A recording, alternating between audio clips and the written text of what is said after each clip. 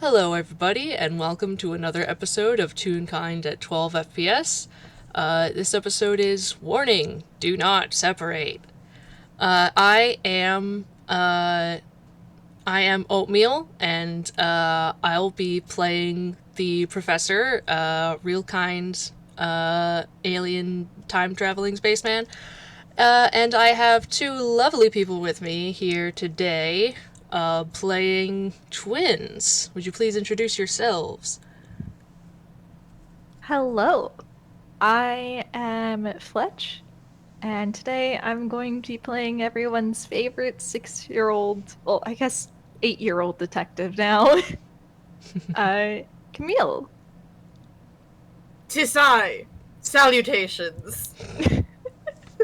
Awful, thank you. God.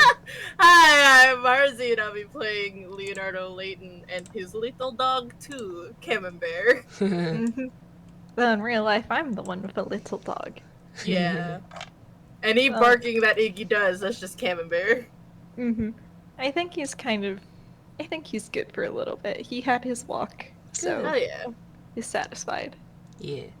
So this is after the events of Fetch the Professor, which is after which is part of it's the last bit of the Paint and Stone story. So spoilers for all of that, and also probably gonna be decently high angst for this one. So do check the content warnings.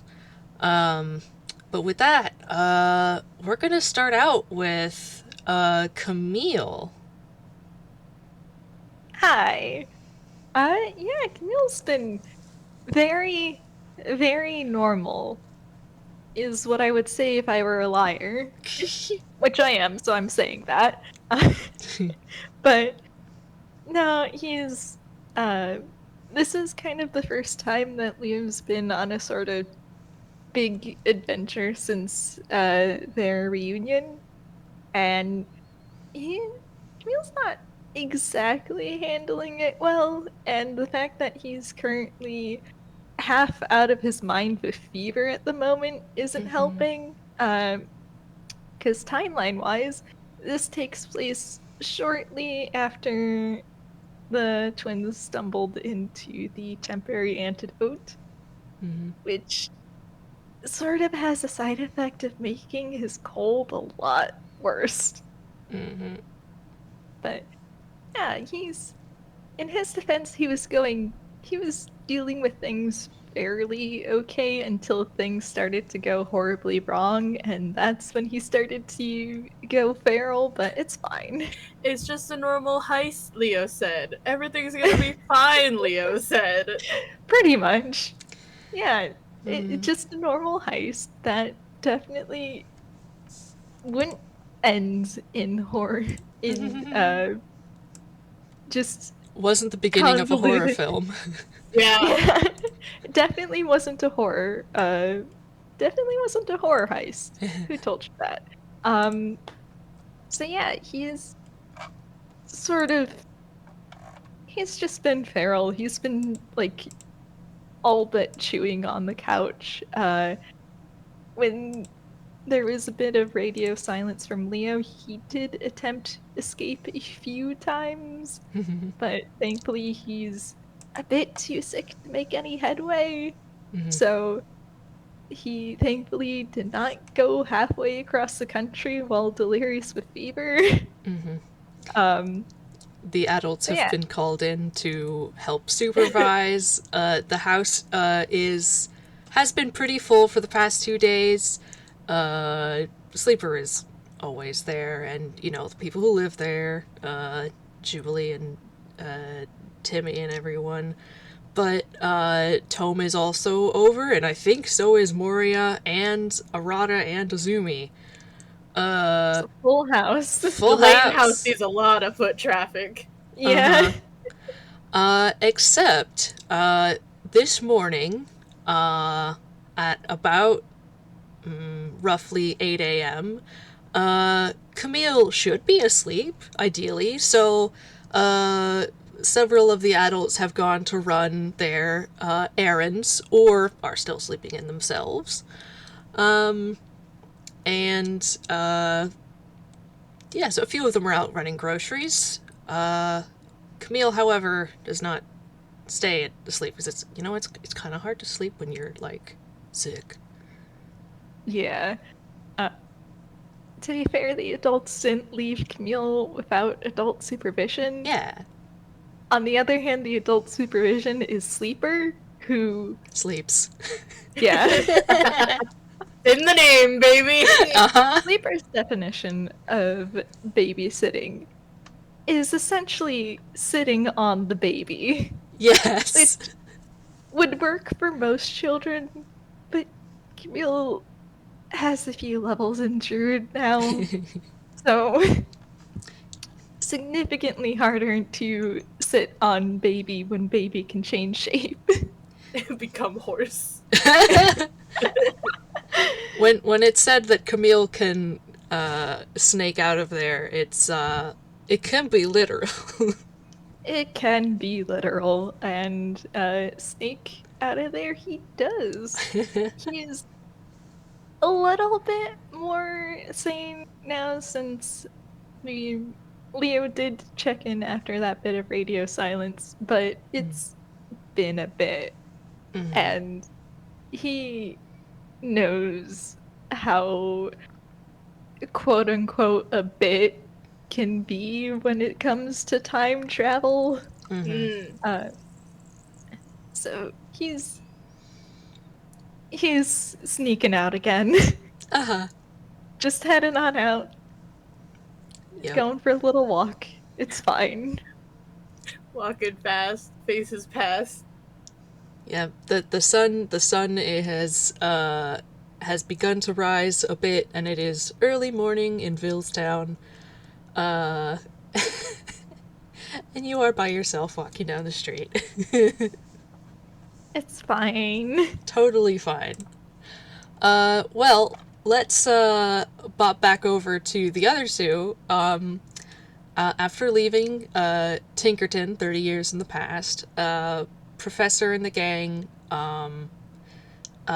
dropped off Ellie somewhere and came back to the present. Dropped off Ellie, dropped off Yuto, and now Leo's the last straggler. yes. The professor has managed to coax the ellipsis along one last short hop from Yuto's home to Leo's. The ellipsis is a bit of a mess. There is an upturned bowl near the door with blood and goo seeping from under it. Maybe. A sticky note on it says dead mimic. Dead mimic do not I eat. forgot about the dead mimic do not eat until you mentioned it. It's still there? Yes. Yeah. It's only been a few hours. Well, I mean, it's been a chunk of hours, but yeah. A hexagonal wall panel, like, they haven't had a long rest or anything since the fight. A hexagonal wall panel lies on the floor, and a matching hole in the wall reveals a cabinet space with cleaning supplies in it. A small red indicator light blinks on the console. Because Yuto's... we need plutonium. Yup, that's what it says. Yuto's twisted clock, grandfather clock, has been removed. 2 art pieces remain, a large painting depicting ancient Ghibli propped up against the wall, and a piece of pottery sat beside it. Leo's clothes are probably still slightly damp with rain, despite wearing Tome's coat. The ellipsis sounds better than your first attempt into the past, which was very noisy, but far from fully smoothly functional. The professor seems a little giddy to be back in the present, flitting from one bank of instruments to another, and conversing with the ellipsis without touching the telepathic interface. They have very different attitudes, because as the professor, so happy to be reunited with his lovely time machine, Leo is lying on the cold ground, stretched out like an upset cat, and just taking up as much room as he can, like the fucking petulant teenager that he is. How in the way is he on like a scale of 1 to 10? Huh? How in the way is he on a scale from 1 to 10? He is like, his head is like bumped up against the console, he's sticking his leggies out real far, and he's pretty tall, so the professor has to step over him every time he makes a round around the console. Which is a lot! I feel like I should roll dex to see that he doesn't trip over you. God. I think you should. I'm just gonna... should I do... I'm not sure if I can add a skill to this one. I think I'm just gonna do straight dex. 8. He absolutely trips over you and eats it.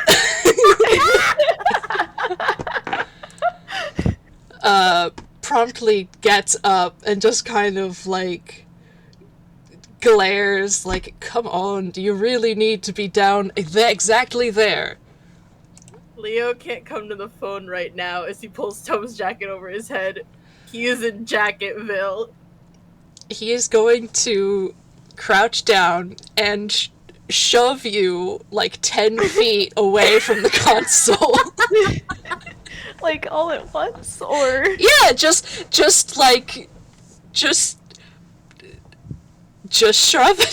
him along the floor.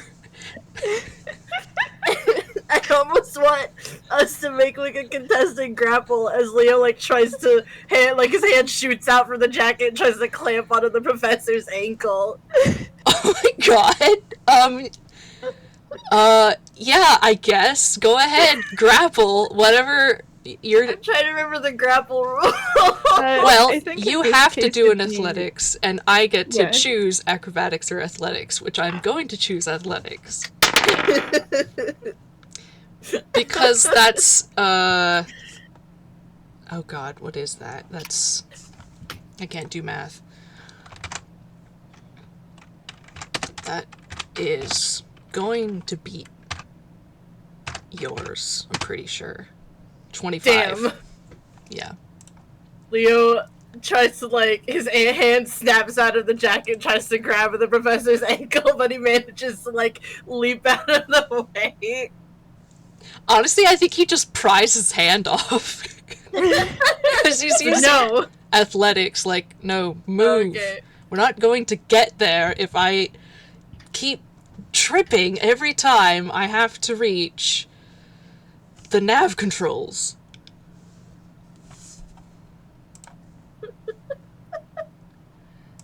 Alright, we're almost there, alright?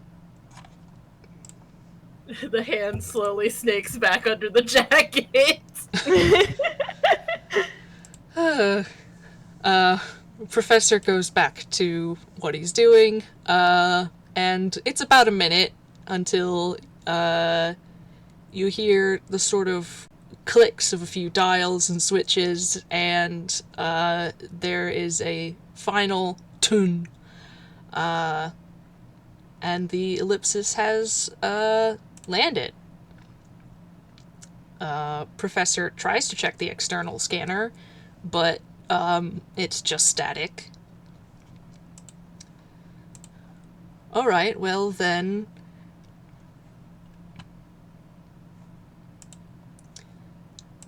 and then I have to imagine that they hear a noise.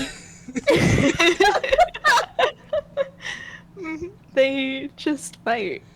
There's a moment or two of peace from one half of the set of horrible teenagers. And then you hear a thump come from the outside. Like a very cartoonish stock sound. Uh-huh. Leo sits up and is like, "Did you hit someone?" What? I don't think so. That's not how that works. Maybe I should check. I can't believe you would just run over some poor pedestrian. That's not... It doesn't... That's... He just, like, gives him a look, and then goes over to the door and opens it. Yeah, the door opens and there is a Camille splayed out on the ground. Little swirly eyes. You ran over Camille? No.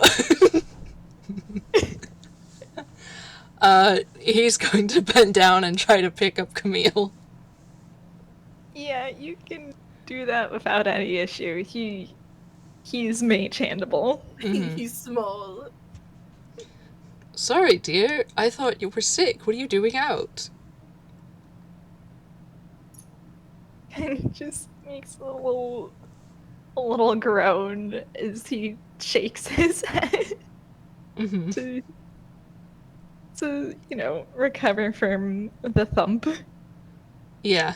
Professor's just like holding him on his hip and just kind of trying to brace him to make sure he's steady.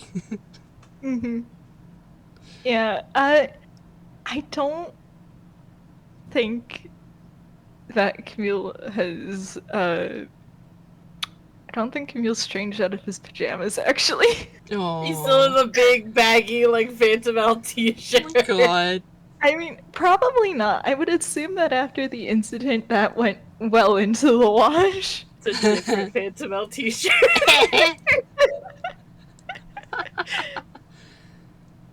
Yes, he's in a different oversized Phantom L t-shirt and socks. Oh gosh. Definitely not what an 8-year-old should be wearing outside when they have a fever. Yeah. Even if it's like the middle of summer.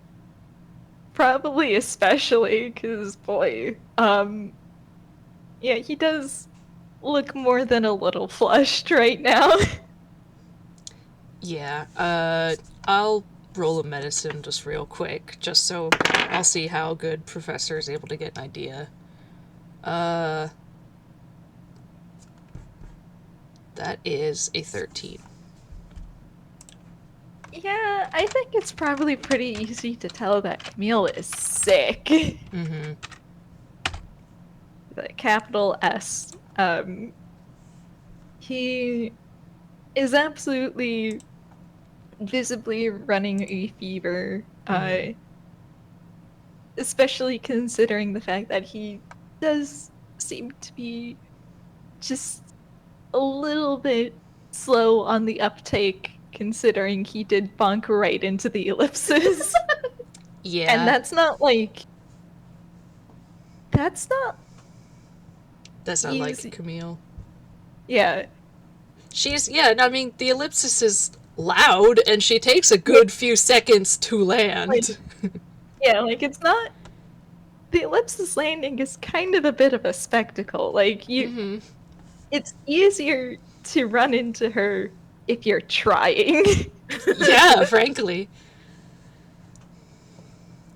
Alright. Leo, come on, let's get your brother back home. We're not far. I think we're only a few houses down.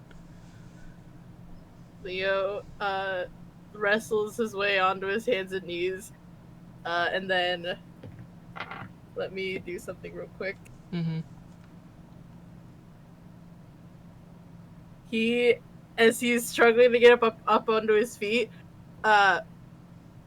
now Leo isn't that small anymore, but he's still kind of a slip of a boy, and there is just, as he's on his hands and knees, the loudest just onto the floor. Oh my god. Oh no. And to make the series of events even worse, I think Camille hears the name Leo, perks up, and he's immediately trying to scramble over the professor to see his brother. No, stop. Alright. Professor is like moving back into the ellipsis, and he's going to put Camille in front of Leo. Hold your brother. And then he's going to try to lift Leo so he can take him back to the house. Yeah, Camille is set down, and like two magnets. Yeah, Shoot. it's like putting two magnetic toys next to each other. There's just a zoop, and they're now connected. Leo's still damp though, which ain't great for either of them. No. No, it's not.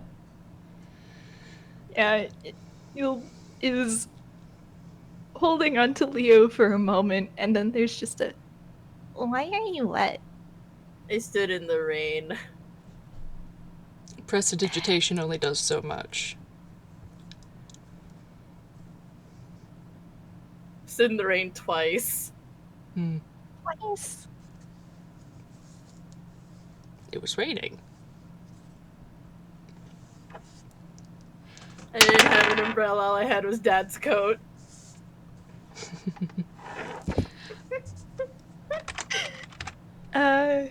Alright, I think with a 19, Professor is able to hoist them both up. Yeah. He makes sure to lock the ellipsis behind him, and he's gonna go out towards the house. Him Bear dutifully just like pat pat pat behind.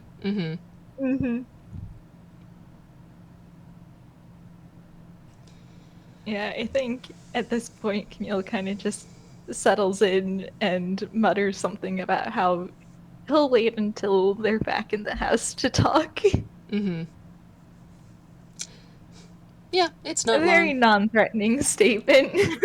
Professor does not pick up on it. He hears it, he doesn't know what that means. But yeah, he, is the door locked? It's a good question.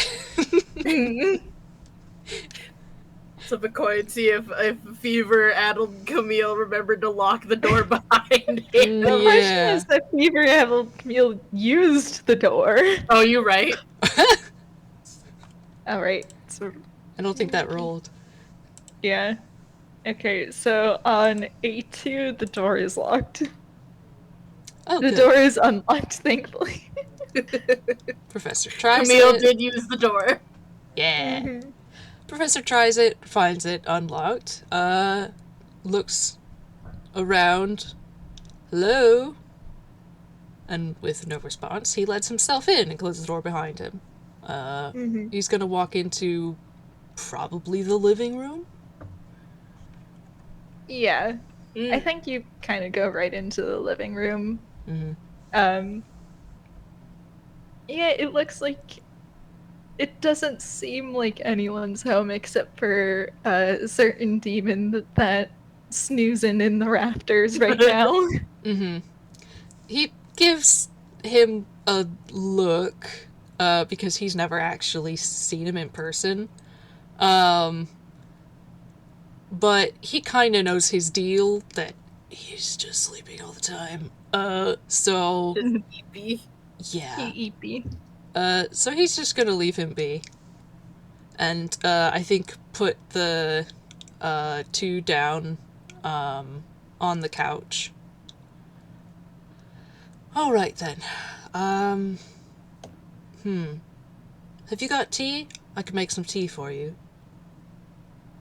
I bet you make it the white people way. Excuse me? I don't think I should be having any tea right now. Alright. Oh, caffeine? Is that the problem? No. Well, that I don't understand, because... No. Huh? I refuse your milk tea. Look, if you want it made in a different way, I can make it in a different way. I know many ways to make tea, thank you very much. Yeah, you would. Yes!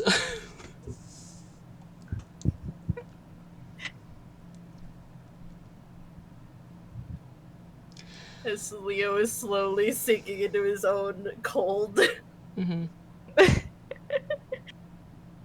Congrats, Professor. You now have two sick teenagers to deal with. Yeah. But he can't help but just stand there and give them a very fond look, because he missed them. Oh. All We'll right. see how fond he is when Leo, like, slowly raises an accusatory finger. It's like, wait, speaking of drinks, why are you giving Dad so much shitty coffee? Well, because he wanted it. Disgusting. And that's what I had on hand. I would have given him something Awful. better if I had something better, but that's all I've got. You Why hear do you this, only Camille? have shitty coffee then? What? Why do you only have shitty coffee then? Because it was cheap. SMH, get better taste, old man.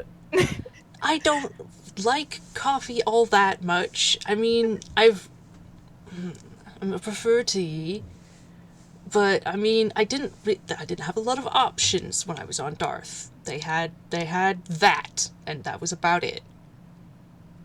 What a sad fucking existence there. Tell me about it.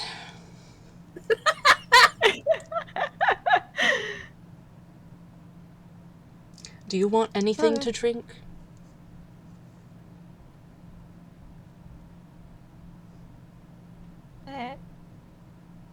Water? I could get you just water. I think water's good. Alright. He's gonna go into the kitchen and get some water. It takes him a second because he's not been in the house much, like, if at all. He was probably in the front room when he picked up Leo, but that's about it. Yeah, normally they're the ones visiting Professor. Yeah. So it takes him a second, but he manages to find some cups, and brings them back into the living room, puts them on a coffee table, and probably gonna... Where is he gonna sit? I'm unsure if he's going to sit across from them or on the same, like, couch. He's gonna sit on the same couch. Mm-hmm. Just on the opposite end. They're on one end, he's on the other end.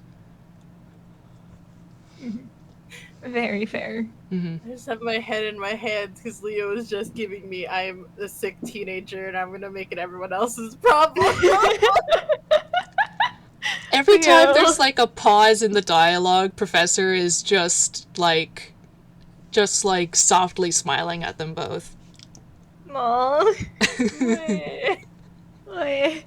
Even when they're being horrendous children. Yes. Yeah, Camille is very much still clinging to Leo right now, even as he's just, you should probably change. Oh, that's right.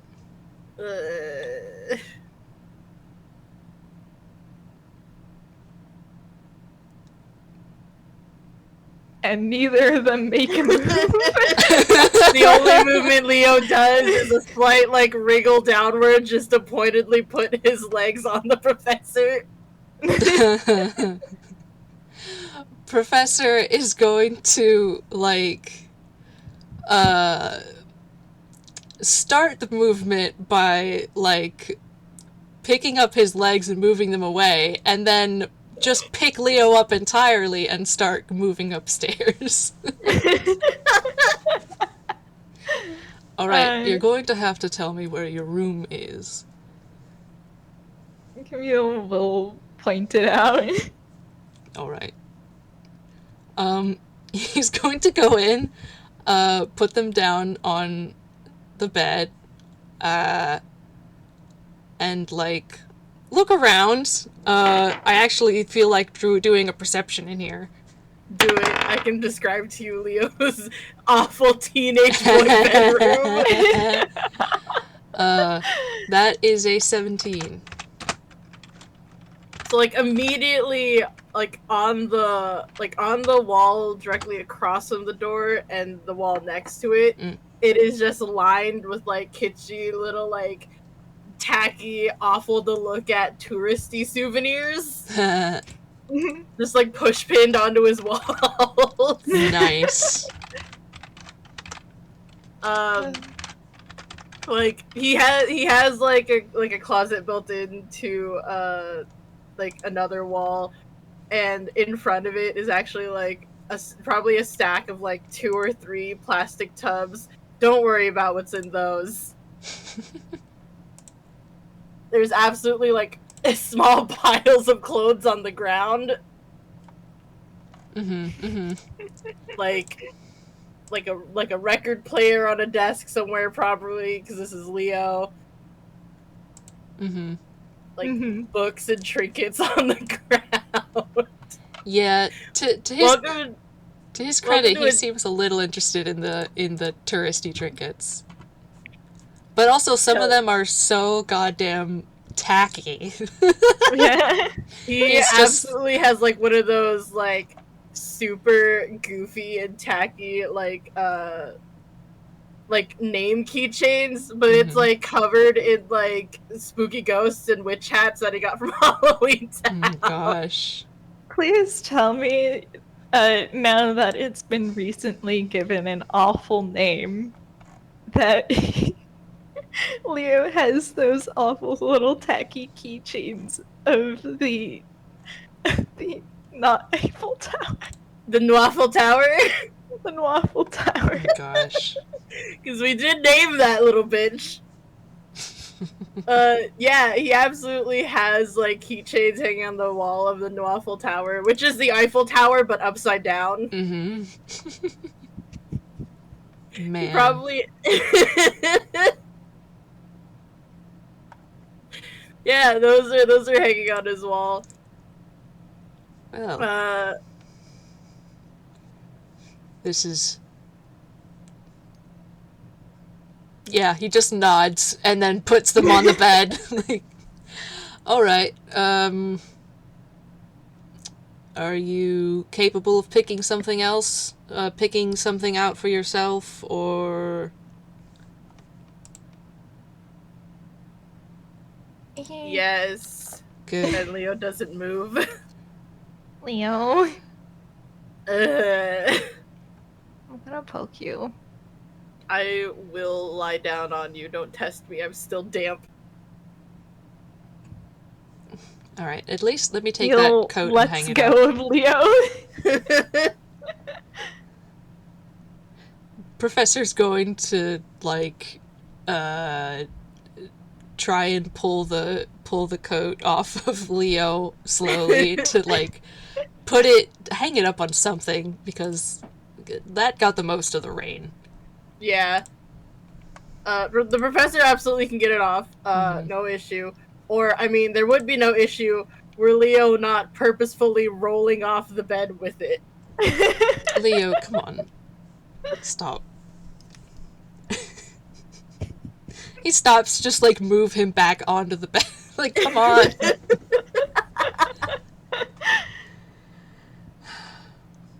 I mean, if you're going to get up and get dressed, then that's one thing. If you're just going to lounge on the floor, it's not terrifically, constructive. Leo kind of wordlessly looks at him, and then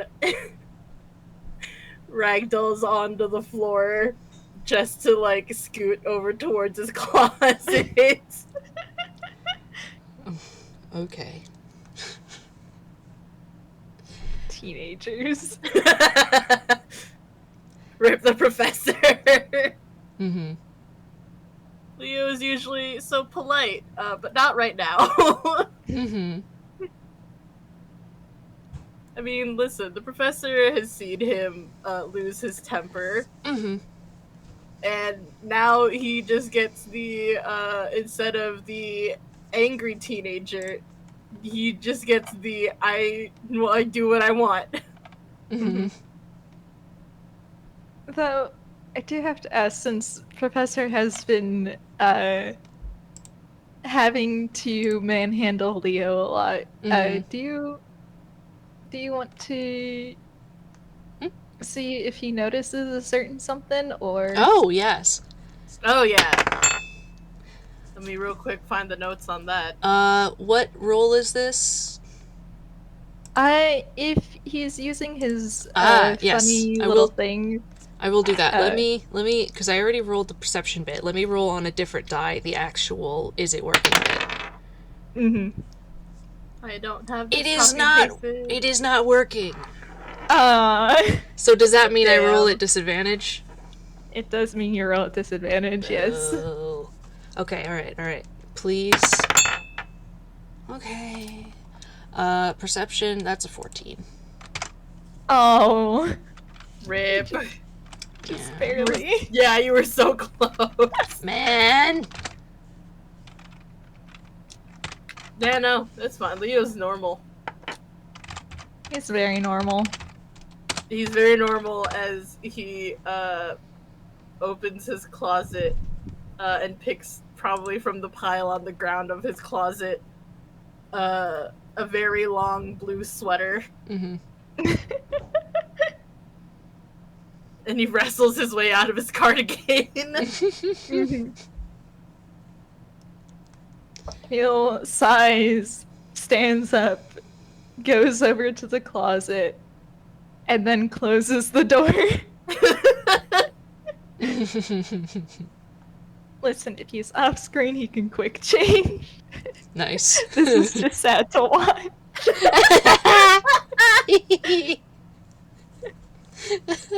You open the door again and he's done. Yeah.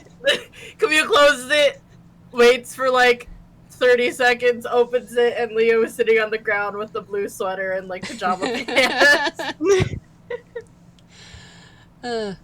Alright. Would you like to stay in here or shall we go back downstairs again? We should go downstairs so everyone, if they come back, knows that we're back. That's a good point. Yeah, Camille nods.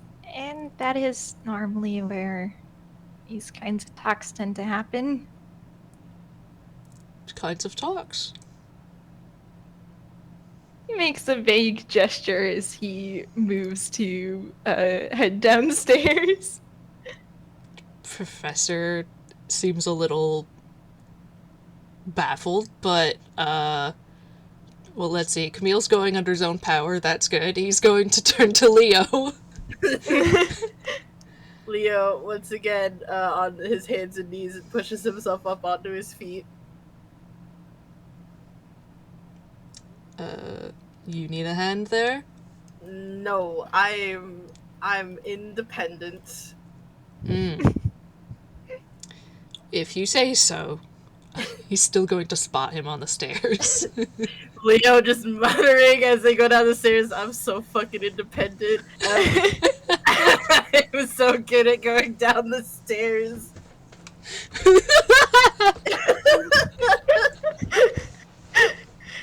I think Camille hangs back to watch this, and he's very much remembering a recent experience regarding those stairs.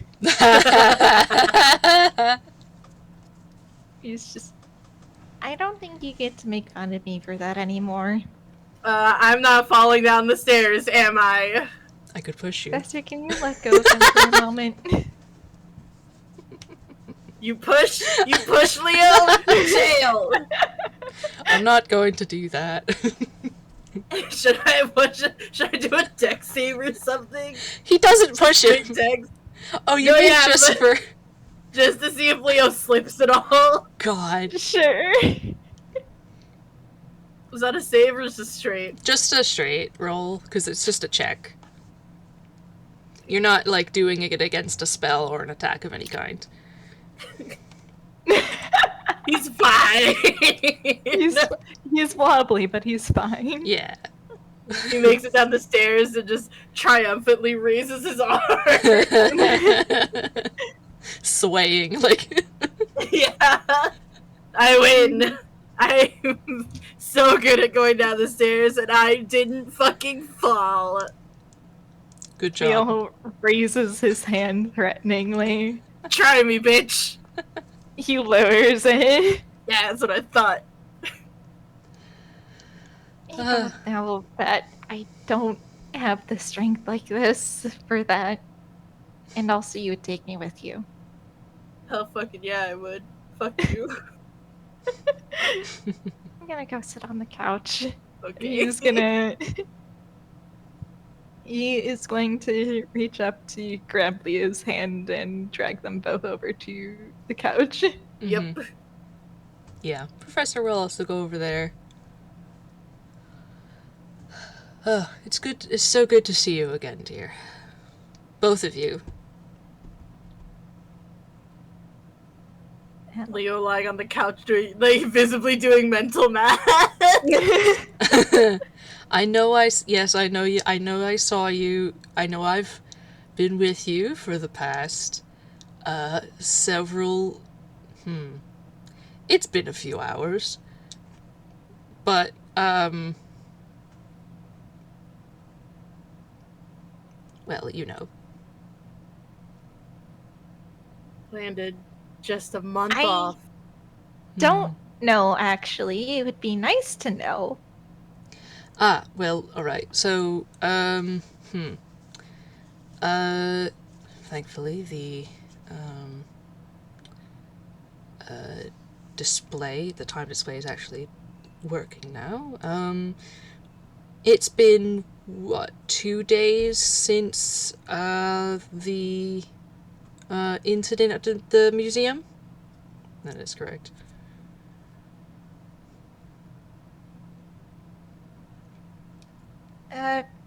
About, though it has been a few hours over 2 days, I think, at this point. Ah, yes. Yes, I think you're right. Well, Well, let's see. Leo said that he informed you that I... What did you say to them? Lost you taking Miss Ellipsis for a joyride. Oh, goodness. That's... Okay. So they don't know... To be fair, there was a lot happening at that moment. Right. Okay, So we fought, some very interesting creatures with interesting properties, at the museum. And one of the things they can do is send you backwards in time and, feed off of the potential time energy, that, is sort of left from that sort of shunt. And, well, I was moved... I...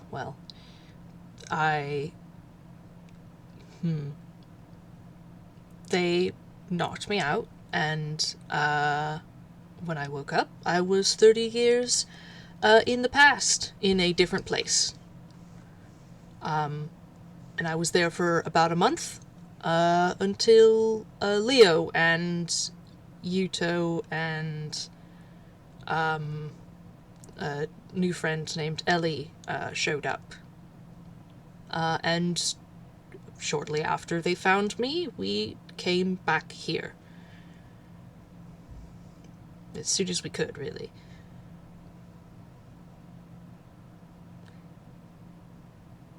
Was scary. Hmm? Seeing you fall and then just disappear. It was really scary. I imagine it was. I'm sorry. Yeah, you should be. Well, it wasn't like I tried. I wasn't intending to be knocked out. Well, the way I heard it, it doesn't quite sound like that. He sort of frowns. What do you mean? You not only did you give Leo the keys, meaning you also used... I should probably roll Arcana. I forgot to do that before the FPS. Yeah! Oopsie. Go ahead and roll. Alright. It's been a hot second, since he saw it last, so... Yeah. He didn't talk to the professor about it last because he assumed that, Somebody else Moria did. and Izumi were on it. Yeah. Uh, Oh, that will okay, I do think it. he knows. You know what this Damn. spell is. You know this spell. Yes. Mhm. Yeah, and correct me if I'm wrong, life transference is in the school of necromancy, right? Yes, correct.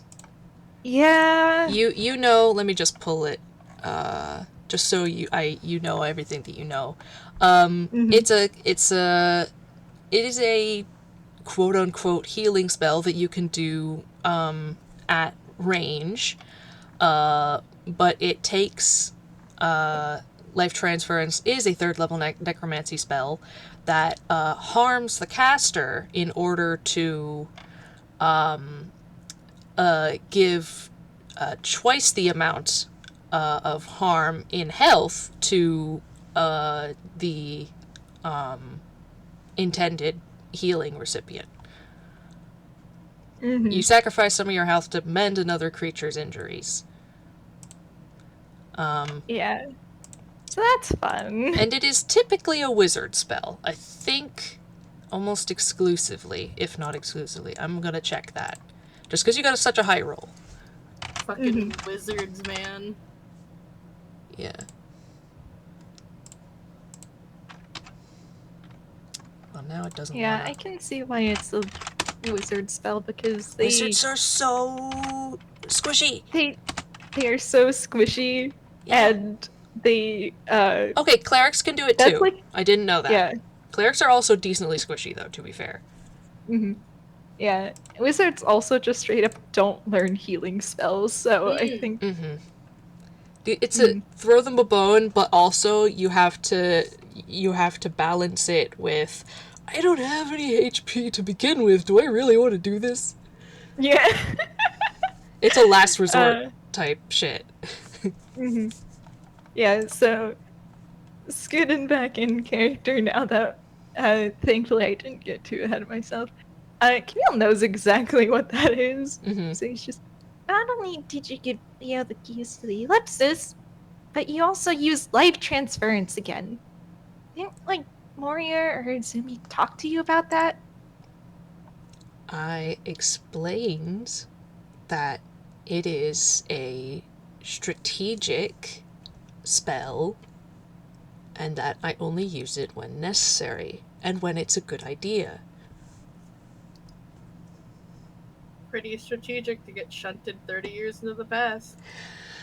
I didn't think I would get hit twice immediately after. Well, then what did you think? Because from what I heard, it sounded a lot like you planned to, pull some self-sacrificial bullshit. No, that wasn't my intention at all. I. The reason I gave Leo the key was because. Well, there's 4 of us. There were. No, 5. No, 4. Okay, no, I'm out of character forgetting how many goddamn players. Oh, that's fine. He said 5 because you remembered the dog. Yeah, that's it. There were 4 people at risk of being sent back in time. If I knew enough about the Mournful Asmar that if I was sent back in time, then if somebody could manage to get into and pilot the ellipsis, she could track me. She knows my temporal signature. In the grand scheme of things, if you know what to look for, the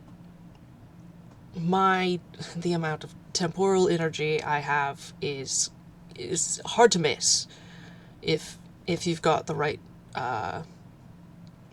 the right resources to look.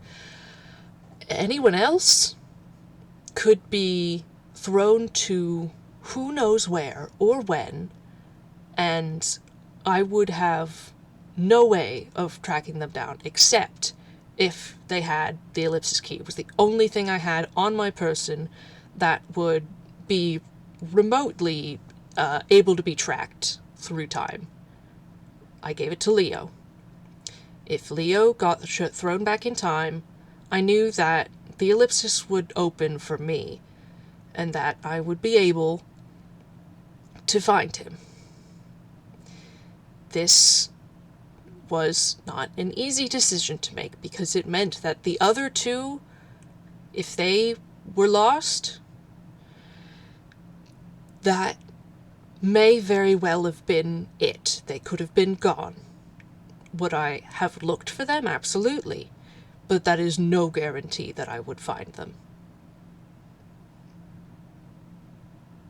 With the key, I could guarantee that I would be able to find Leo again. If you two had gone, I would look. I would look for as long as I could. I would scour the timeline. But if I couldn't, there's nothing to lock onto. There's no rhyme or reason to, generally, to where the mournful Azamar throw people. He could just be lost forever. And so could Ellie. So that's why I gave Leo the key.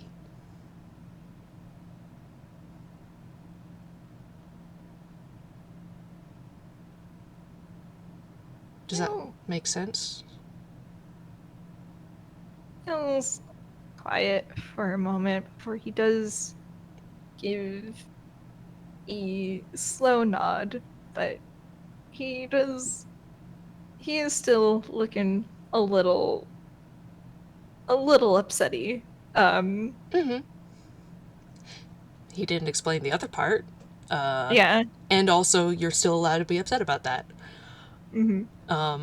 You may want to roll an insight. Alright. Let's stretch that modifier. It has been a bit, but it's hard to forget this one. Okay, thanks, Camille. 29. All right. We're just gonna carry that for a while, because that's really good. Should Leo roll insight as well, or? Funny thing about Leo Yeah. is during all that he has handed me, I'm crying now. Oh no! I hand him an emotional support brother. Yeah, he's holding Camille like a stuffed toy, and Camembert has hopped up onto the couch to curl up on his legs. Oh. I think Professor has probably, like, moved closer, but not made contact.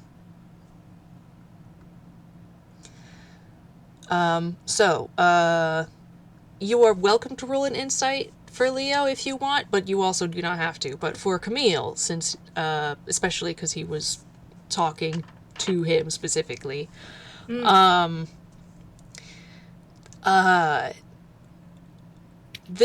there is something about Professor's explanation that sounds like, well, okay, 17. First off, you both know that this is genuine.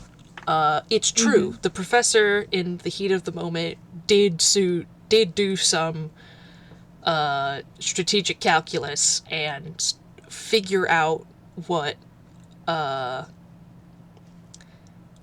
he needed to do to come out with the best odds. Even though the best option still involved leaving two people at risk of disappearing forever. And that this is not something that is unfamiliar to him. This is not the first time he's had to make that sort of decision. And then absolutely, let's see, Leo, you kind of just get, you kind of just get a bit of it, but when he's describing losing somebody forever, and that especially when promising that he would absolutely look for them as much as he possibly could, there is something tight in his voice, and there's something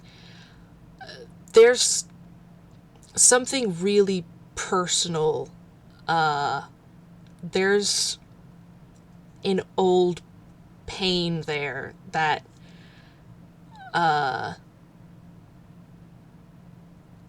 Camille especially, you feel like it almost feels like he's pulling from, like, experience. And, well, with a 29, Leo, you don't quite extrapolate the rest of this, but... No, that's fine. It's probably because just the bit he did get is what set my beloved crybaby off. Yeah. But Leo, you think he might have lost somebody or somebody's in this particular manner, because it seems like he's thought about it.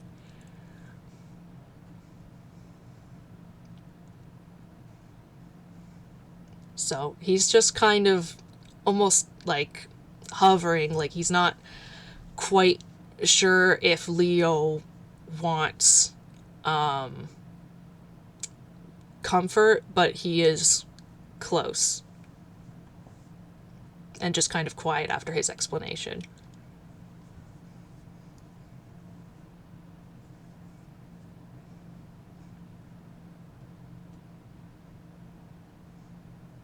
Oh, but did you say what Camille gets at the 29? Oh, yeah, I did. He knows that Okay. that it's he is pretty damn sure that it's happened before to the professor. Mm-hmm. Maybe not specifically from these monsters, but something very similar. Yeah, Camille is... He still got a pin in the life transference discussion for Yes. later, but Oh, right absolutely. now Leo's crying, and boy howdy, so he's kind of just... Did you lose someone like that before?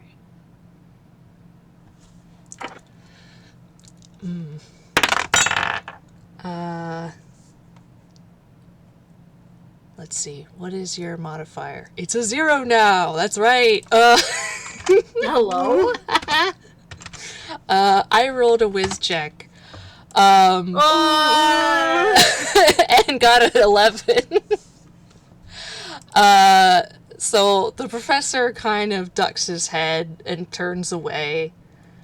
And it takes him a moment to speak. But he nods. Yes, I did. Yes. Not to the mournful Azamars. The Timesar separated me from two of my friends that I was traveling with. And one of them, well, they said they were going to put them back to their own proper times, and for one of them they did. The other, when I was freed from exile and able to go back and look for him, he was nowhere to be found.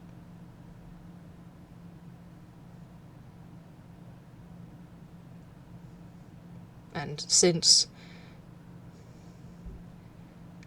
they had both had their memories stripped of my presence, any interactions they had had with me, he wouldn't have known to leave a message of any sort.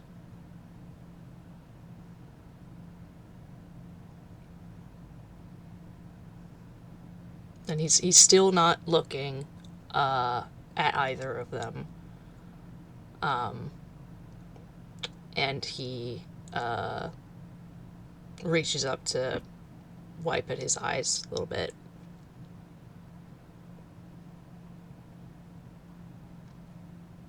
really hate the time czars.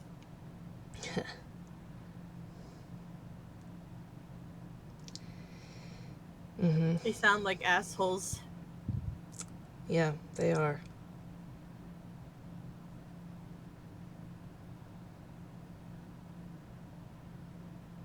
Leo kind of reaches a hand out, and he doesn't grab the professor's hand, but he does like grab one of the ends of the scarf just to uh feel the texture in his hand. Hmm. I think Camille will follow suit.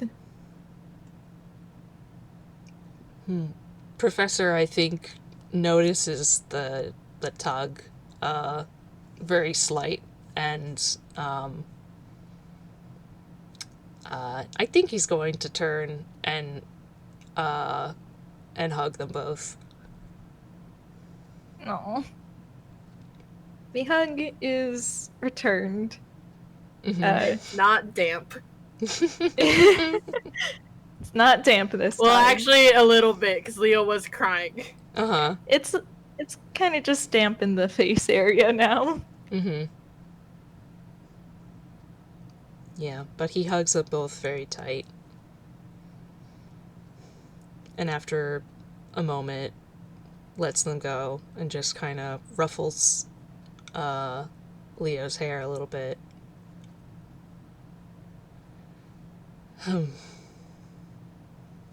mean, it didn't go like that, at least. You were kind of the only casualty. Yes, and thank goodness for that. If one of us had to go, it might as well have been me.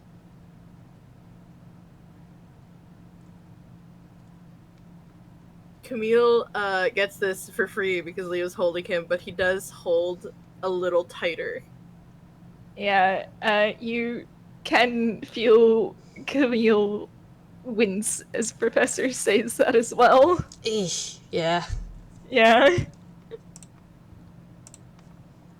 I am And arguably the best equipped to survive in a completely different time period. Well, 30 years, but in a different time on my own.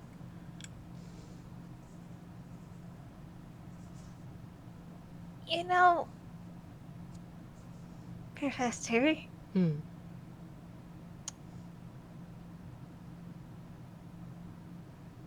I know we just expressed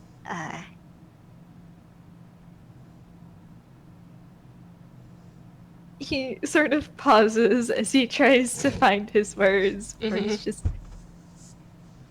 I don't really think there's a delicate way of putting it. So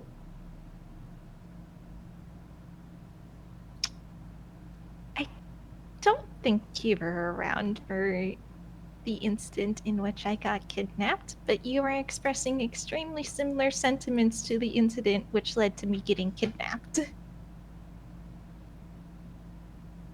What?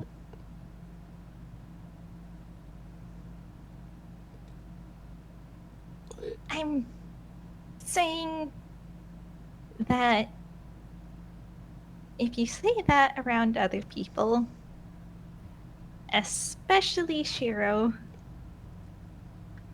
he is going to bite you. He looks a little confused and he thinks for a moment because it's going to take him a second to put the pieces together, even though he has them, because he hasn't You want put another them. hint? Well, no, he puts them together because he has had them a while, but he's just.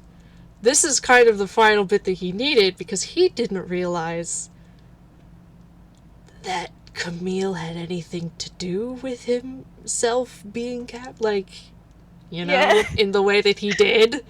Professor doesn't know that. Only now he's connecting it. And he tilts his head and his eyebrows furrow. Hang on. Did you actually intend... Was this some sort of bait situation? Did you You... Yes, Did you intentionally... I don't think the details are important so much as the fact that that's probably not a good sentiment to have. I... And, Professor, you can probably figure out that the answer is very much, yeah, he did do that. Mm-hmm. Yeah, he seems concerned, but he's also trying to connect it to this, his own sort of situation, and still looking kind of confused. Leo actually raises his hand in like an okay, like the okay sign, and is like, if I had a nickel for every time a male figure in my life did something self-sacrificial for my health, now I'd have 2 nickels, and that's not great. What? What are you talking about? Wait. w-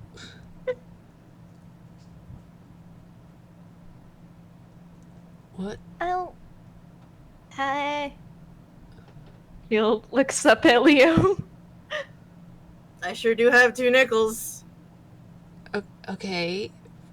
Who... I understand you're talking about me, but the... You might need to give Professor more context about Dad. Oh, Professor's eyes just go fucking wide.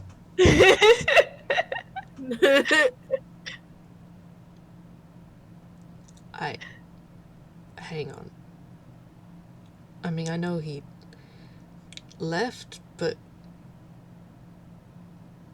I don't think I remember why, if I was told. I was really, really sick as a kid. I'm sorry if you hear my door opening and closing. That's okay. That's fine. We were really, really sick. I had the worst of it. And,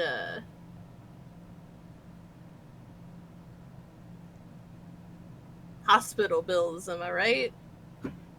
I suppose.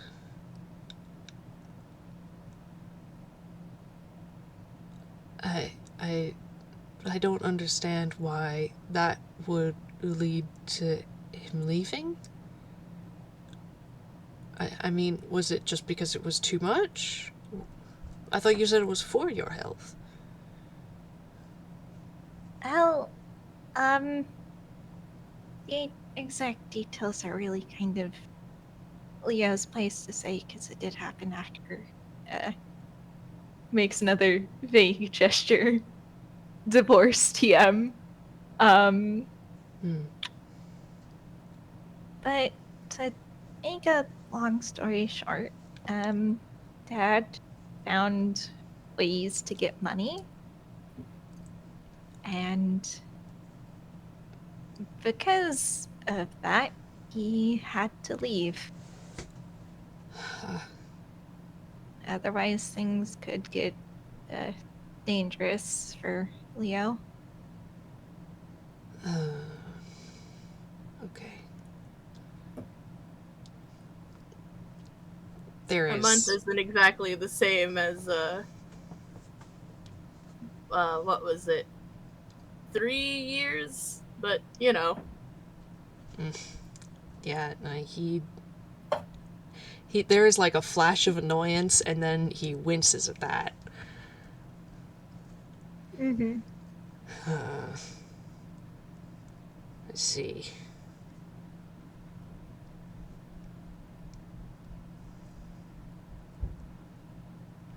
I, I didn't... So, I'd like to keep, uh, male figures in my life from doing things like that well, anymore. I didn't... I intended to come back. I intended to come back with no gap on your end. I wasn't intending to. I wasn't dead. I was just unconscious when I got sent back. I was fully planning on, one way or another, making my way back to you. Well, you could say the same thing about Dad.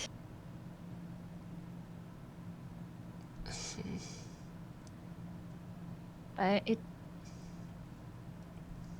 still doesn't really change the fact that he left.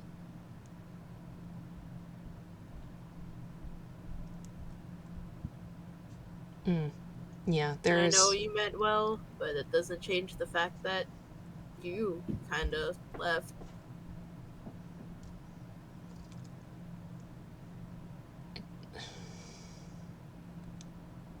I'm sorry. I didn't mean to. I didn't brush my teeth yet, but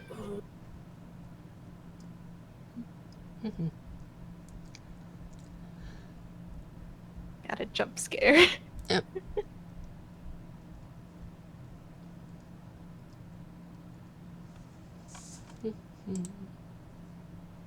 I pat Marcy very gentle.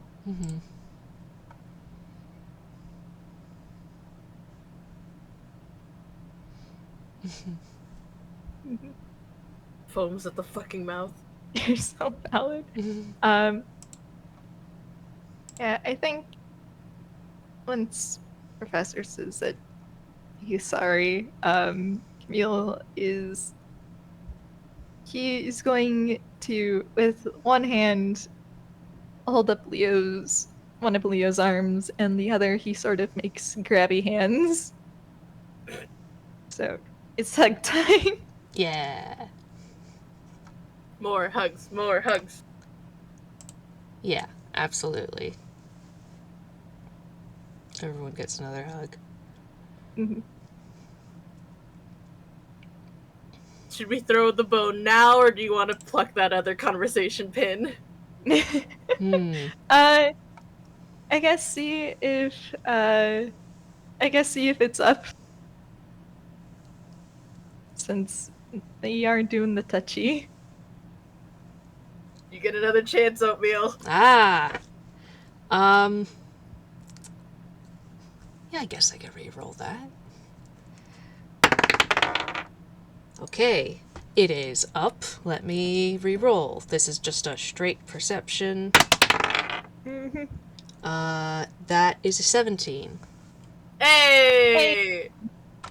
So, Professor, as you go to hug Leo and that contact is established, you do notice a surprisingly clunky bracelet sort of digging into your arm a bit from the hug.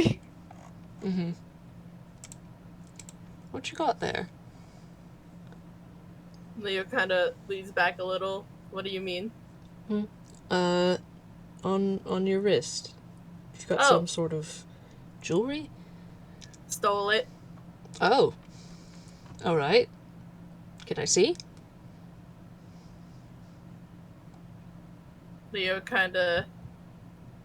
There's a bit of a squint, but he does hold his arm I'm not going to up. take it, I just want to look. Good, because I stole it fair and square. I don't want it, it's okay. Yeah, and he's gonna take a look at it, just kind of examine it. Where did you steal it from? Well, it was in two separate parts. The actual dragony bracelet bit I stole, when I first met, Rada. Oh. And the gem, I stole from some asshole. Oh. Well, alright. Had all sorts of dog shit opinions on Reelkind. Oh. Camille kind of grimaces. I didn't realize it went that way as well. Interesting. He I thought we mean- were extremely exotic. Toons kind of are the majority in this country, so Yeah. Right, right. I mean, it shouldn't be surprising, but also interesting that I'd never encountered it that way before. Huh. Well, Leo just grimaces and is like, "Huh." I remember the look he gave me when he realized I was half real kind. Just as the yikes emoji. yeah, Camille gently pats Leo as she just, oh, we did. You all did a very good job of robbing him. Hell fucking yeah, we did. Juby stole a fucking piano. is that where that came from? Yes, and I'm Yes. still mad about it. We're still figuring out how to move it. Hard to move a piano. Unless you've got maybe some magic. That's But yeah. a grand piano, too. Oh, And Leo nice. kind of holds his wrist up and turns it a bit to look at the bracelet. It's nice. I don't know if it does anything, but it's pretty. Oh, would you like me to check? I mean, if it was among other, magical items, maybe? I've got identify. Maybe. Well, why wouldn't you want me to?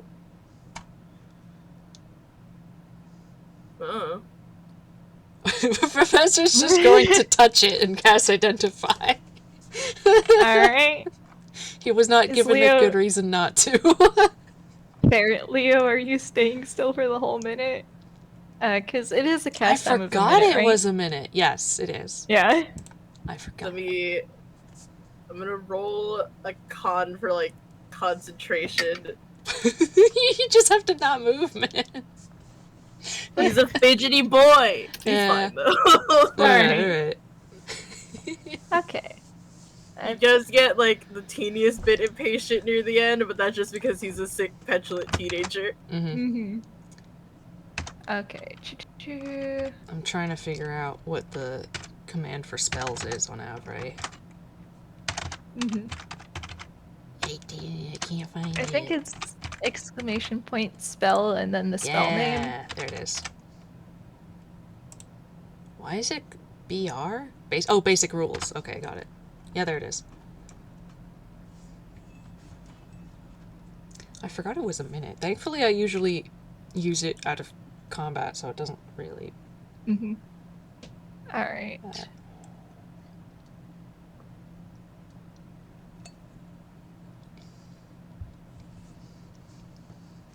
Let me do a thinky here. Mm-hmm. I should hands at Fletcher because he's the one who gave me this fun toy. Yep. Yep, if there's It's any... a completely normal bracelet, it's fine. Completely. Yeah, that's fine. If Okay. you need me to do anything else, you're welcome to... Yeah, I might have you make an Arcana check at Alright. disadvantage. Ah, alright. Could I potentially... Oh, wait. Could I potentially use the inspiration point I got from the Fetch the Professor game just so I can be rid of it and not have to worry about spending it later? Fair. I think an inspiration point makes it a straight roll, right? I think so in this I case. believe so. Alright, then make a straight roll. Yeah, because usually it gives you advantage, so this would just be nulling the... Oh, okay. That is a dirty 20. Holy shit. Damn, okay. He rolled Okay. well.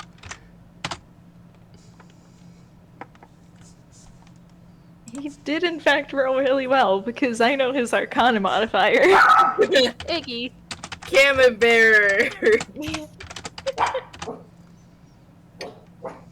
He's mad. Why is he Yes. mad? He's mad because he saw people outside. Why you mad? Why you sad? When you could be glad. Alright. Iggy, down.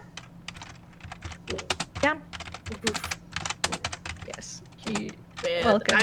I missed hearing him spark on your end of EZs. Yeah. To answer your question, normally inspiration is an auto nat 20 if it is on a straight roll.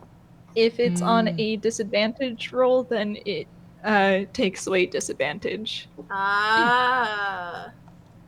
At least that's how I saw it ruled, so At any rate, So it was part of a campaign that's over, so like Yeah. I just wanted to kind of spend it in a semi-related FPS so I could not worry about it. Alright, so I think I can pretty much copy paste the entire thing. Cool. Boy. You get to know what Leo's new toy is. Oh gosh. Oh, okay. Yeah. It sure for our listening audience's sake, the bracelet is a wondrous item with a legendary rarity and it requires attunement. Shit. I did in fact double check this with the main DMs of the server. There are reasons for it having that. Don't worry about it. Yeah, so the bracelet resembles a winged, antlered serpent coiled around itself with its teeth bared. A dark opal that shifts in many different colors has been fitted into the indent on its back. No longer an empty shell, it inaudibly hums to the tune of the universe. So, while you're tuned to the bracelet, you can cast a Mage Hand cantrip at will, without verbal or somatic components, and you can make the hand invisible. If you already know the spell, then its range increases by 30 feet when you cast it. Its spellcasting ability is Charisma. As a bonus action, you can try to telekinetically shove one creature you can see within 30 feet of you.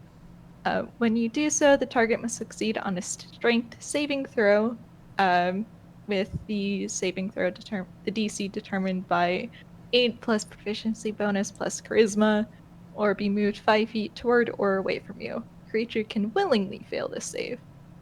When you take damage from a creature within 10 feet, you can try to telekinetically shove the attacking creature 5 feet away from you as a reaction. And then, as a funny little thing tacked onto the end, curse. This bracelet is cursed. Attuning to it curses you until you're targeted by the remove curse spell cast at 5th level or higher. As long as you remain cursed, you are unwilling to part with the bracelet, keeping it on your person at all times.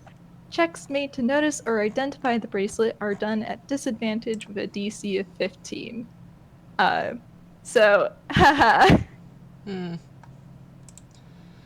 So Leo walking around with a cursed item for like months. Yeah. It's fine. It's a normal bracelet. It's fine. Professor just kind of like makes a bit of a face and he's like, well, there's good news and bad news. Don't like that. That's ominous. So the good news, he will explain the perks of this magic item as already laid out by Fletch. Leo's just, oh, that's why I managed to weirdly shove that robot against the wall. Yeah. Right. Although this doesn't have anything to do with the... that's a thing I'll have to mention later. What now? We fought little robots before we were able to come home. Yes, that's right. Okay, I think we're probably gonna have to go through things one at a time here. Right. Well, I mean, that was fairly straightforward. A friend's artificing project got sort of juiced up from a stray lightning bolt during a storm, and they were destroying his apartment, so we put them down. All right. And yeah, he managed to shove one of them. Telekinetically. Because of this. Oh, but the bad news. So it's cursed. Aww. Mostly you will not want to,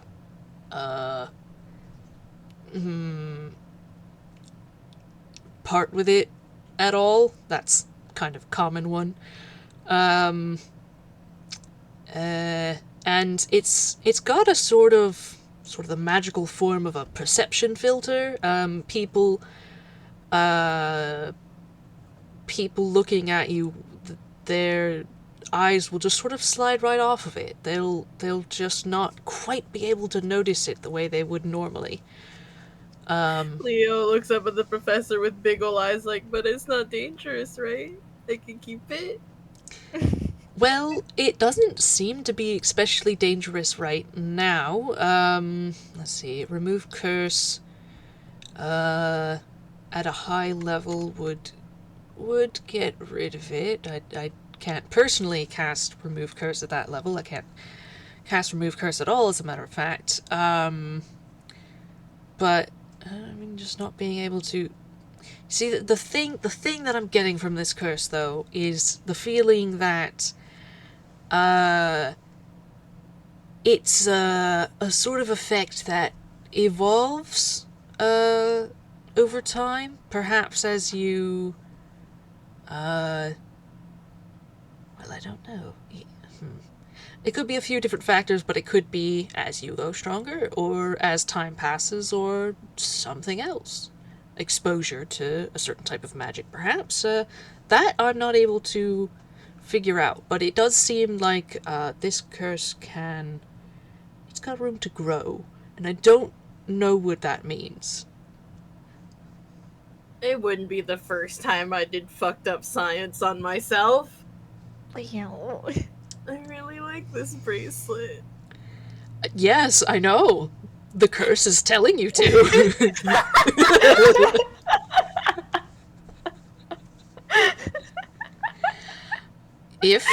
If you would like, I do have, let's see, I've got just about enough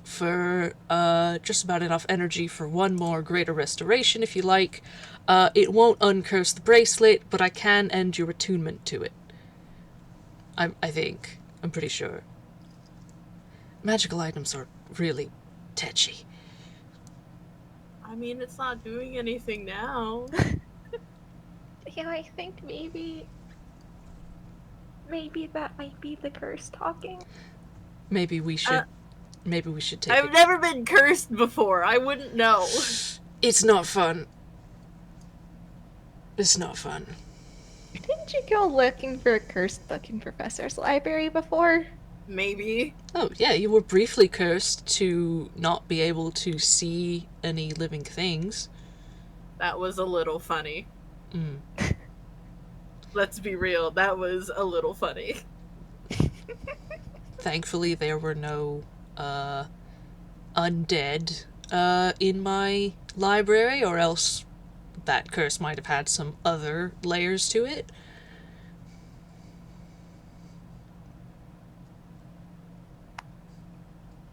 I mean, Camille raises his finger, I mean, mostly. lowers his finger.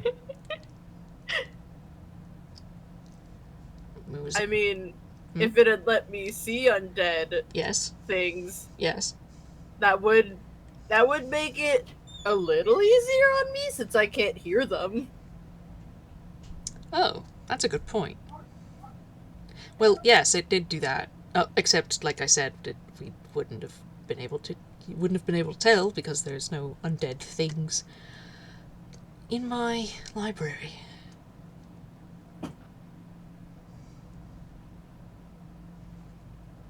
Sus. There's not.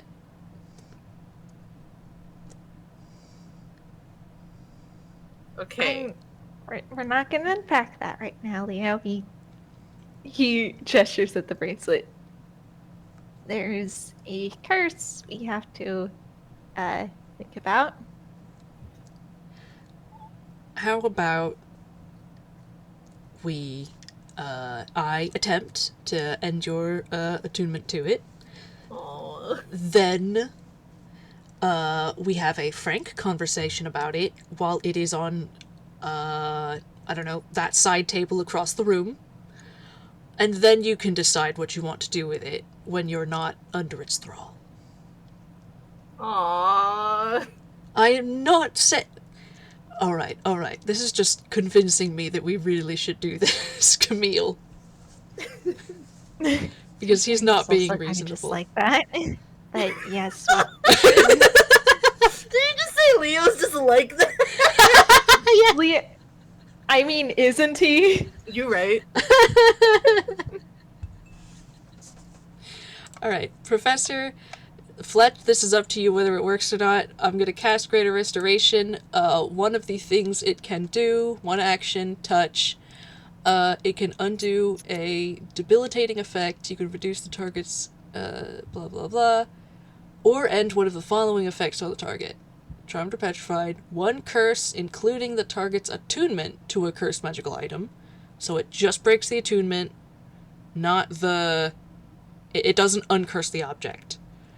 And other stuff. But that's the one I'm going for. Mm-hmm. So Alright. it's up to you based on the wording of the curse that may or may not... I don't know. That's your judgment. You made it. Mm-hmm. Yeah. All right. Yeah, I think I will allow that. Because it is a 5th level spell. Yeah. Mm-hmm. Yeah, I'll allow that. Leo, it very much does. It feels like the attunement has ended. You can take the bracelet off if you want. He is still pouting about it. Mm-hmm. But he does slip it off. Oh, good. Okay. Glad that worked. Okay, but it is kind of cool, though. Yes. So I think you should give yourself a few hours to think about whether you want to risk it. And then, if you decide to, that's up to you. You're able to make your own decisions about yourself. And it doesn't seem to at least be able to harm you yet. Then... Now, if you do put it back on, we are very much keeping an eye on it. Oh, absolutely. I guess that's fair. Alright. Professor is going to take it from him and put it on the side table. Very much within view, but also at a distance of, I don't know, 15 feet, probably. Leo's just sitting there, arms crossed and happy. Look, it's a good thing to be cautious about such things. Some items are worth being slightly cursed for. The benefits outweigh the risks. Some of them are very much not worth it. You know what makes that worth it? What? Mage hand. And Leo prods at Camille. Mage handable. I'm going to take that bracelet and put it in a hole, and you will never find it. No! I stole it fair and square, you ass! Twice, it sounds like. Yeah! On 2 separate occasions. I worked hard for that! Well, maybe I can steal it. He's got a Wouldn't fit your point. baby wrist. Neil is going to use said baby wrist to smush his hand into Leo's cheek. Leo wraps his arms around Camille and then turns on the couch so Camille is under him. Leo! He's very much squirmy. Goodness.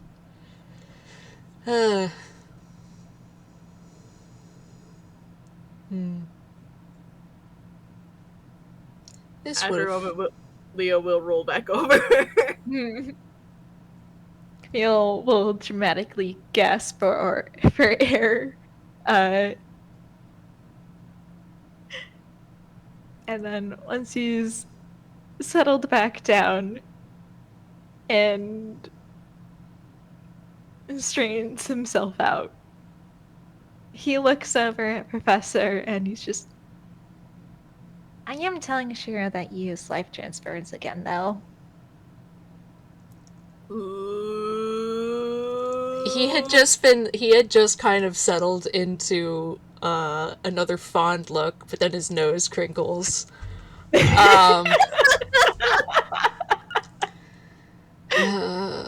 It's not a bad spell. It's actually quite useful. And I will admit that part of the reason why I dislike it so much is that it is a necromancy spell. Oh, Which is why I'm offloading it to Shiro. all right. Ooh, you're gonna get tattled on.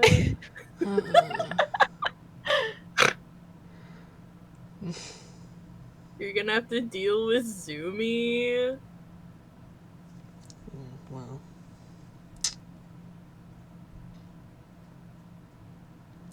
he might.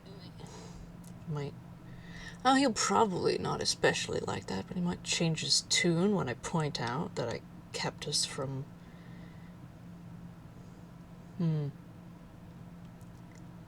That one fight going as badly as it could have gone. Kind of looks distant, like he's remembering something else. I don't know. Zumi feels like he'd just take an excuse to kick your ass. I don't know. That was a rough one.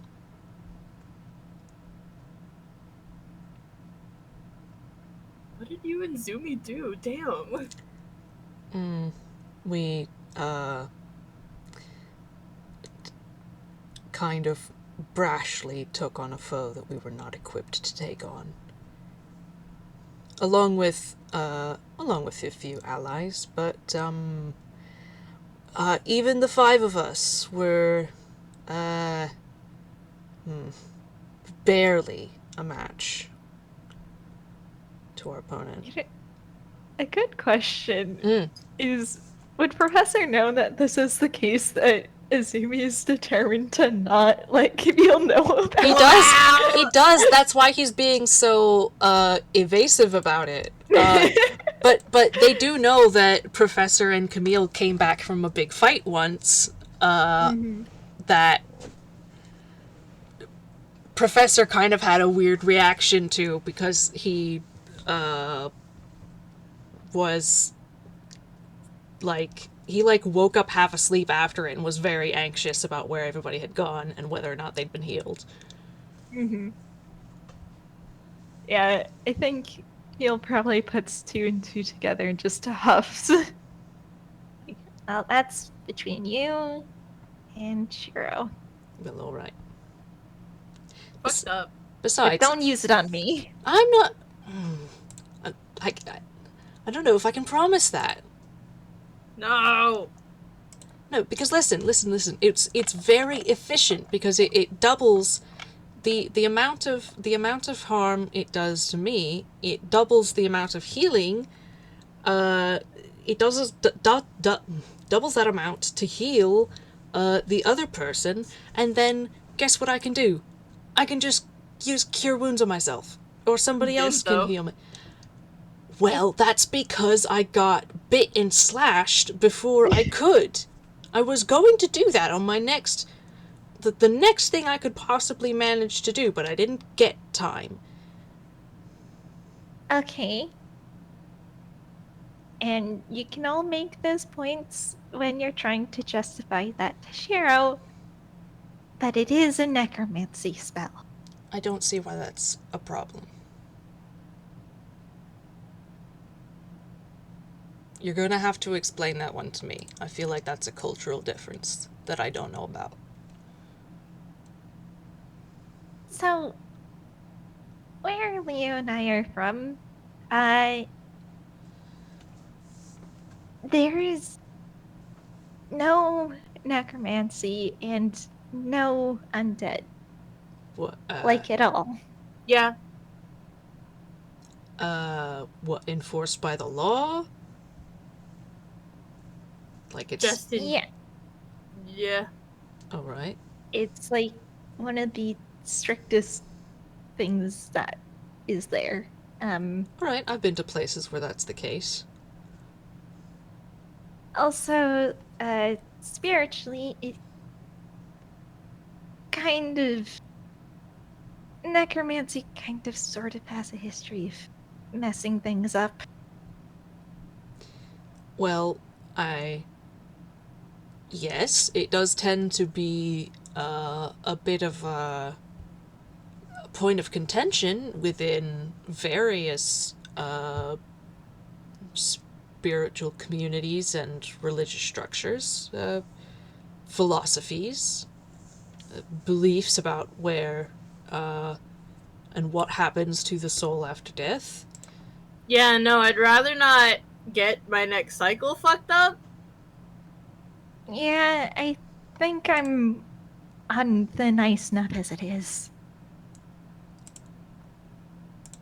Cycle, like reincarnation. Camille nods. Mm-hmm. Okay. Well, then yes, I could see how that would be not not well thought of, that particular realm of magic. If you believe in reincarnation, then if reincarnation is what happens with your people, then yes, absolutely, I can see how that would be a issue. Alright, understandable.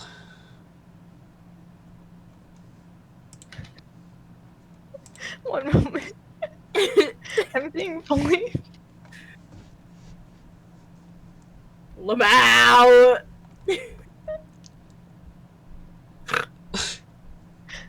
Anyways. I'm not gonna dignify that with saying it on recording. Yeah, so it kind of just adds like, and considering how things are with, and he gestures at himself. I don't want to. Yeah, No more complications. there's already way too many complications. I understand. Alright, well, how about... It'll be fine. Because, I've decided, and it's not because I'm on the verge of a fever, and he points very seriously at the professor. Oh. Camille. Uh-huh. Very serious. I've decided, I'm a magnet now. And any combat I get into, or that Camille gets into, we will just be there. I see. And I have healing spells. I also have healing spells. Good. Alright. So none of that bullshittery. Alright. Look, I won't use it on you unless it's literally my last option.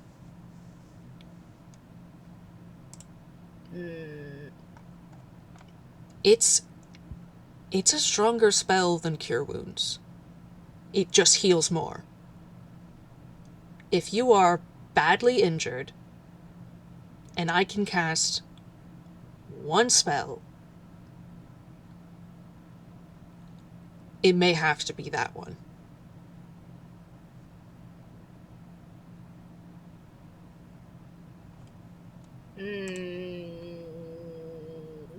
Would that... He is like, he's trying. Is that too blasphemous?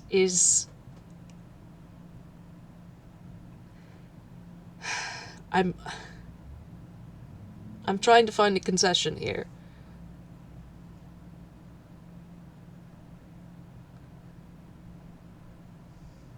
Well, you see, I have a few answers, but I think they would all sound very bad. What do you mean?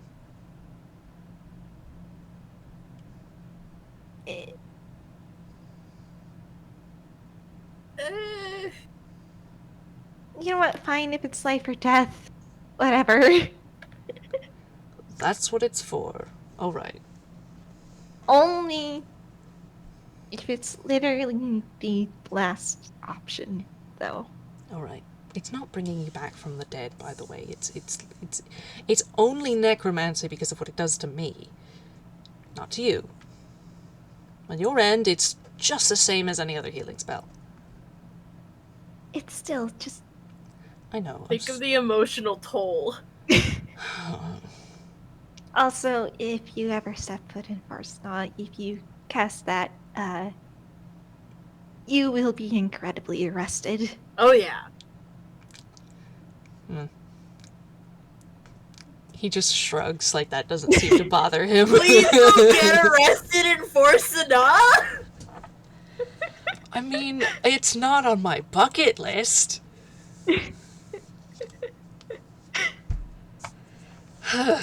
I've been arrested enough times. Lamau. Skill issue. Skill issue. You'll snort. Imagine getting arrested. Imagine stepping out of your house and getting immediately accused of murder on multiple planets. Couldn't be me. Really? Fair, I think that probably would happen if I weren't, a child. Oh, you'd be surprised. I have managed to get by this far. I will not have you speaking me being accused of murder into existence. I'm not saying it's going to happen on Satori. I mean, you saying it like this is kinda challenging the plot. Oh god. Let's just not. Why don't we talk about something else instead of horrible foreshadowing? I got mad while we were gone. I ripped a towel with my teeth. Oh, yes, you did. Camille pauses and then reaches over Leo to pull up a incredibly beaten and bitten pillow. Oh my god. OMG, samesies! Wow, it's almost like you're twins. Oh, I had to take it out somehow. What were you mad about? I mean, on my end,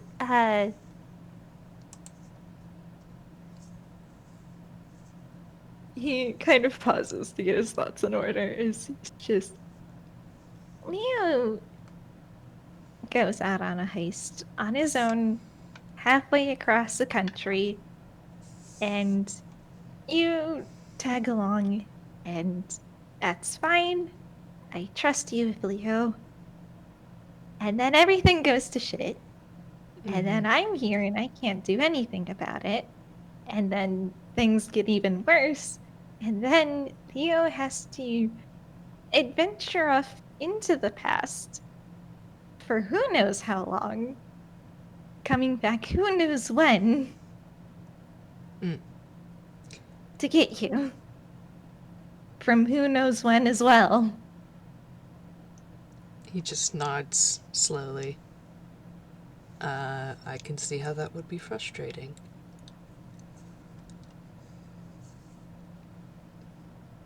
He nods. Man, you had way more reason to be mad. I got mad because the spell didn't work on a robot, and I stomped on it. Robots are like that. You think something's going to work on them and it doesn't. Though, ending that robot by stomping on it does mean that I am 3 for 3 for beating things up. Ah, that is true. I'm so fucking fighty and punchy, and I can beat things up. Camille just pats Leo on the arm. Is that what you did to that mimic? I tried. It bit me. They like to do that, yes.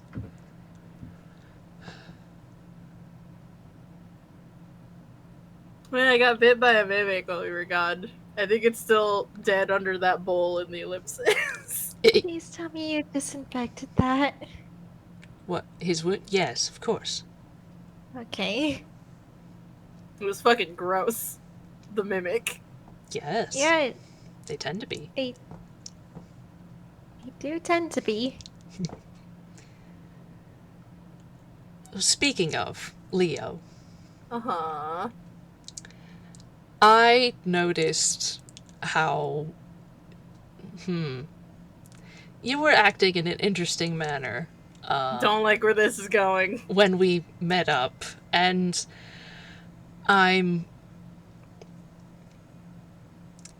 you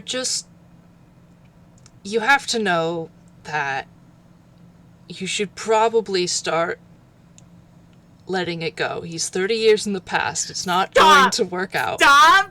I'm gonna stop you right there! Excuse me? I'm gonna stop you right there! This Zumi's not gonna get to you because I'm gonna kick your ass right now, old man! Yo, what did you do? I didn't do shit! It sounds like you did something. I didn't do shit! I No. realize he's very sweet. No! Leo, did you flirt with someone in 30 years Listen. in the past? Sometime you've heard her of fight, flight, or freeze. Get ready for the fourth bit. I panicked. Flirt? You panic flirt? I called a mind flayer a stud too, alright? He wasn't special. Sorry, a what? Excuse me? When?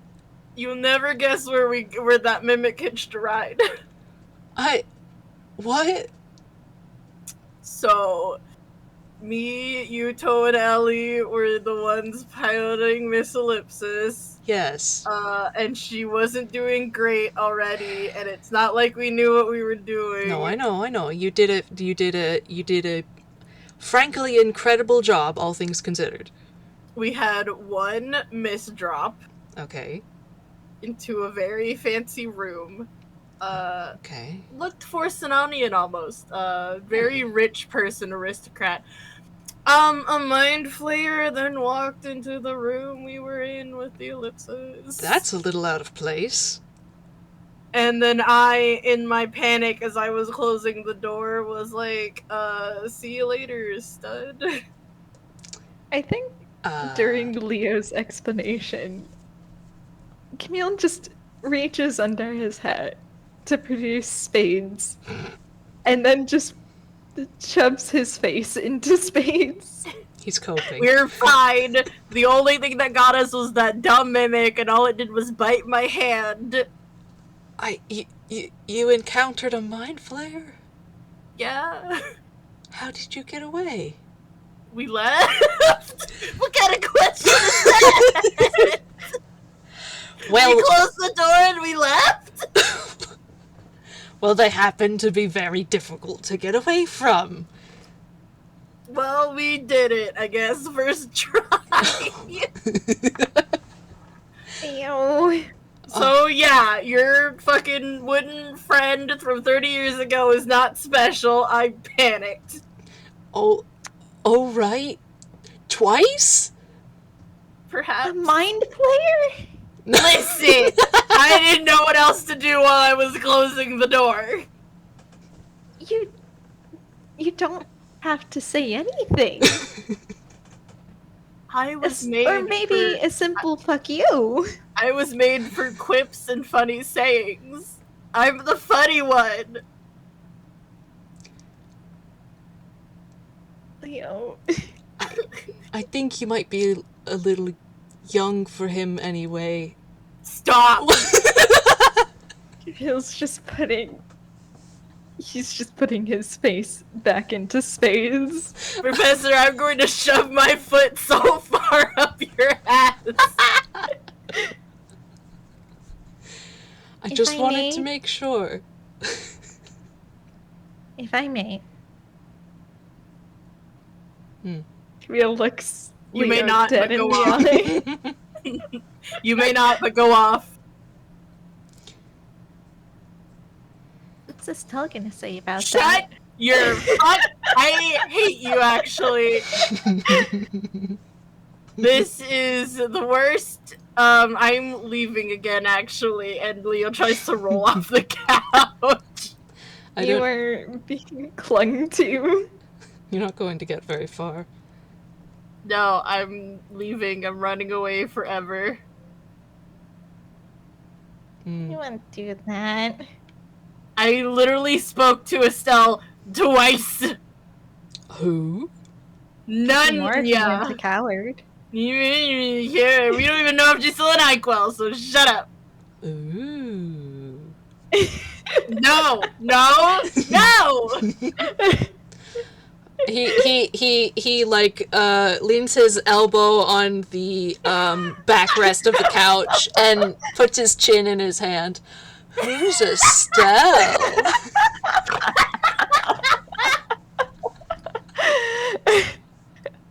You know, of all the things I expected us to catch up on in this end, yes, I don't think Estelle was one of them. I didn't think you would bring up Leo flirting with Milo out of picnic. I've been sitting on that. This was premeditated. Damn! Oh, I love that. Thank Revenge you. for tripping him at the console. I think, as Professor says that, Camille is beholden to the Cain instinct, so he just grins and he's just, well, Estelle is someone that Leo actually met. Get bitten, idiot. You're not going to bite me. Leo opening his mouth and putting his teeth on Camille's arm. You know, I can just turn into a snake. Snakes don't have arms, right? This is so different. You won't have arms soon. Well, if I That is won't a have threat. arms soon. And, anyways, Bitch! Leo met Estelle while preparing for the heist, and it was sort of a crush at first sight. At least I haven't been pining since I was 11! You You and your gay ass! shut your fuck.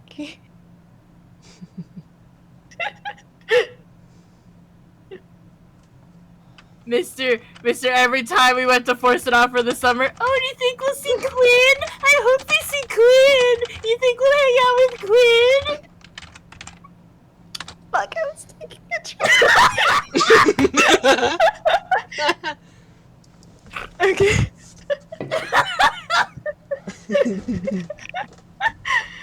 Alright. I think Camille's just going to shut up, and pushing his hands into Leo's face. It's just, at least I'm not forming a love triangle with myself. I did not do that, you whore! How did you manage that? Nothing! I didn't do anything!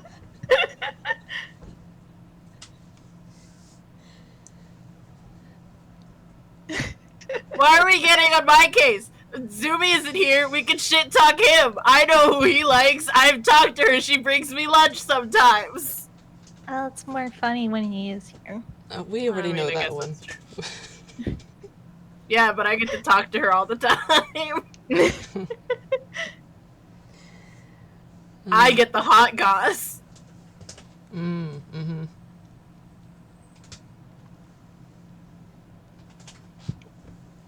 Alright, hang on. My This cat's sucks. making noise. I have to put him away. Alright, baby.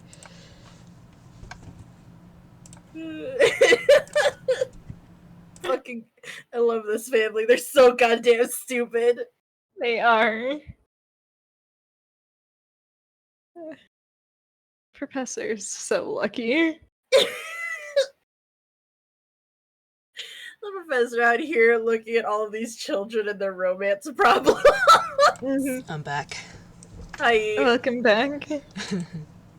Leo just like throws his arms up and is just like, I liked it better when we were discussing necromancy.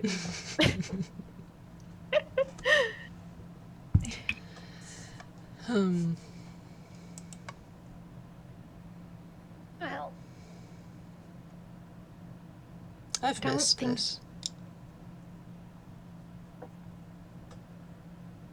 oh, can't just hit us with that, Professor. Hmm? You can't just do that to us, Professor. I think, as Professor says that, it is hug time again. Aw. It's hug time, but as soon as Leo gets into the hug, he very quietly is like, I can't believe you brought that up, you rat bastard. I'll kill you one day. You won't, but okay. Just trying to save you from a tragic intertemporal No. romance. No! Does this happen a lot? Not a lot. Just sometimes. Sounds awful. Yeah. Fucked up. Mhm. Usually they are.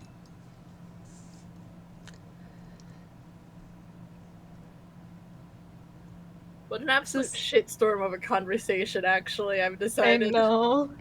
It's also incredibly funny that Camille's shit talking to temporal romances when I look at him.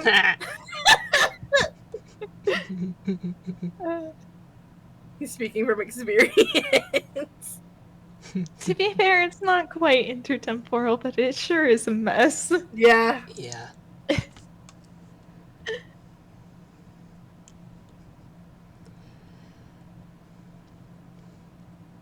Man.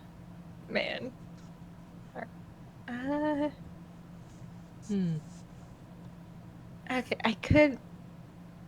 I'm gonna see if Camille remembers something actually. Mm-hmm. Or. Because I feel like Professor has to learn about the whole temp antidote thing Mm. at some point. Yeah. Yes. But let's see. Let's see if he remembers to actually tell Professor, or if it's just gonna, or if someone has to slip something. Mm-hmm, mm-hmm. That's 14. I think That's he remembers. I think Camille, in their hug, shit talking intertemporal romances when, for no reason whatsoever, and definitely not because he's thinking about his own situation. Mm-hmm. He kind of pauses and he's just, oh, right. We do need to tell you about that too. And he Hmm. sort of starts to pull away. What are we talking about? Hmm. Whole thing with the and Camille mimes taking a sip of tea. Oh, the fucked up drink! Okay. That weirdly fucking sweet one. You're gonna have to elaborate. So, Tone Mm-hmm. already got he already gave us the whole lecture about why what we did was stupid. Great start. We don't need it. This is just a preface because we don't need another. We do not need another. Fine, fine. I think we can say that we have learned our lesson. All right.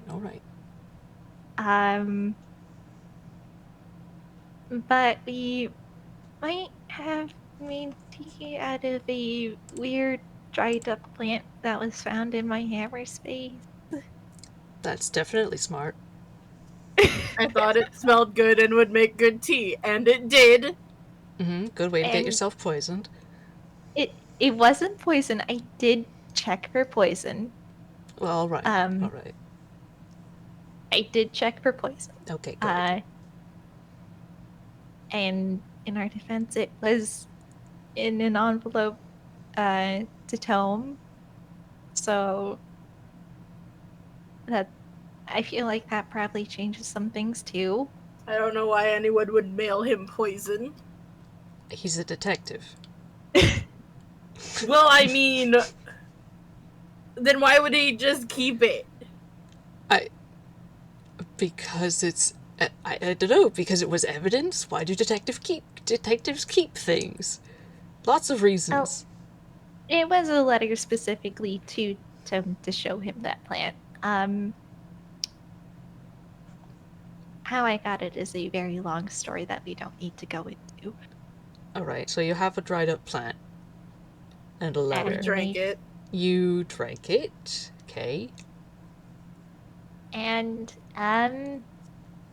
it might have acted as a sort of temporary antidote. For... My situation. He, like, pulls back a little bit, looking very surprised. Really? For that? Mm-hmm. Camille nods. Temporary So- antidote. So, see, it was a good thing that we drank it. Alright. But tell me what happened. Well, we drank it, and then, since I was sick at the time, I kind of ended up falling asleep. And next thing I know, he pauses. Oh, good old And- insight. Yeah, you can roll insight. Oh, that's I think that's a 13. Oh, 14. Alright. Alright. Okay, well, there is... I'm gonna roll disadvantage for this because he's not very eloquent when he's sick. Mm-hmm. Jesus Fine. Be Christ, he that didn't do way. anything anyway. Yeah, yeah,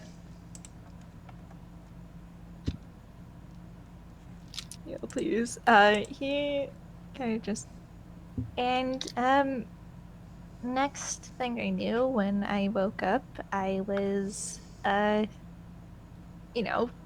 proper age again. Really? While you were asleep? It just...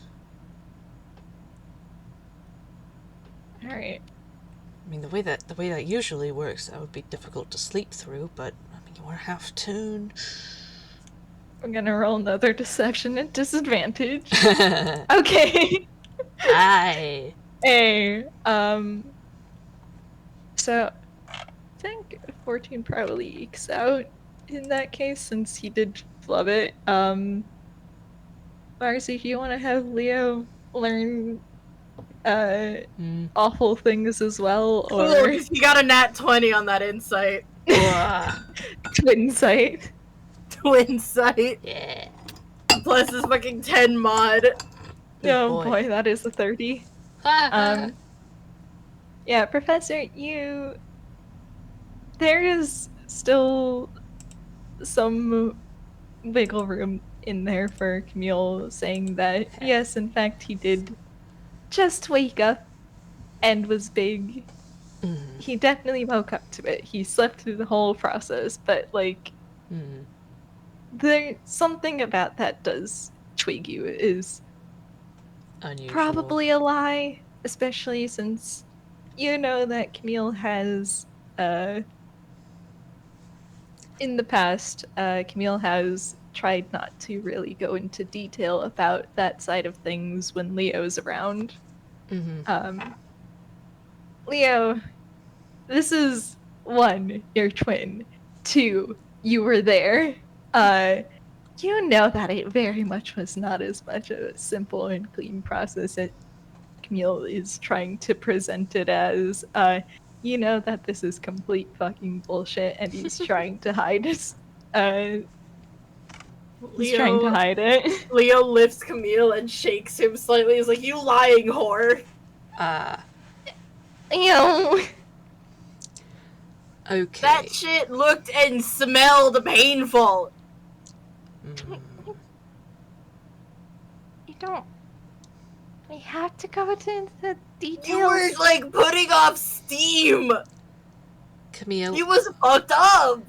I know it's difficult to recollect such things, but considering the capacity in which I'm trying to help you, the details are important.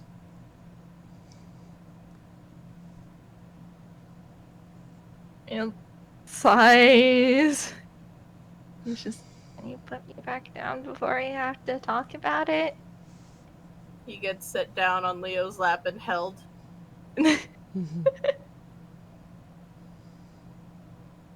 He'll sighs, and he's just, alright, fine. I was thankfully asleep for a good part of it. But I did wake up partially through. And it was. I don't think it was quite as bad as the first time. At the very least, aside from being asleep at the start, I didn't pass out again, so that's something. That is something. But it sort of was like the first time, just in reverse.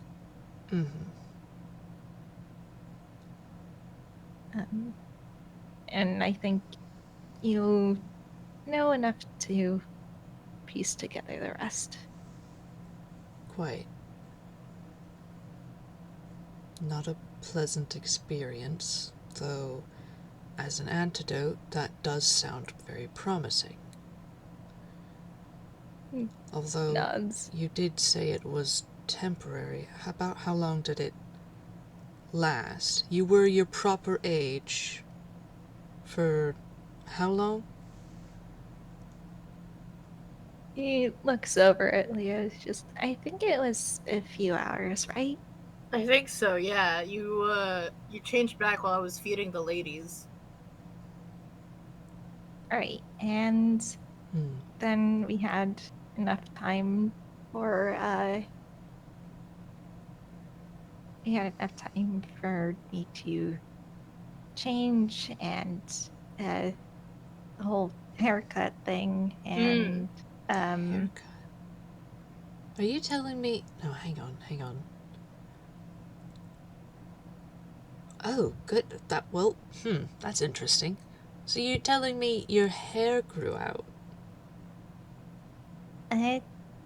Yeah, Interesting. I guess probably since it was like 10 years at once that happened. Yes, I suppose. Huh, okay. No, that does offer actually some valuable insight into the way this works. Because in several cases, that wouldn't be the case, but in several other cases it would. So at least we have sort of narrowed down, at least sort of the type of biological mechanism by which it... Okay. Granted, not by much, but makes a difference. Any being able to narrow it down at all certainly helps. Yeah, so there's that, and then I think I fell asleep again. And Well, I imagine that would have been exhausting. odds. Transformations like that usually are. Yeah, it was pretty tiring. So I fell asleep again, and I'm not sure how much time passed while I was asleep, but of course, it being temporary, you probably know how it ends. Well, yes. I see. Okay. Do you have any of that plant? We gave it all to Dad, didn't we? I think so, yeah. There wasn't much of it.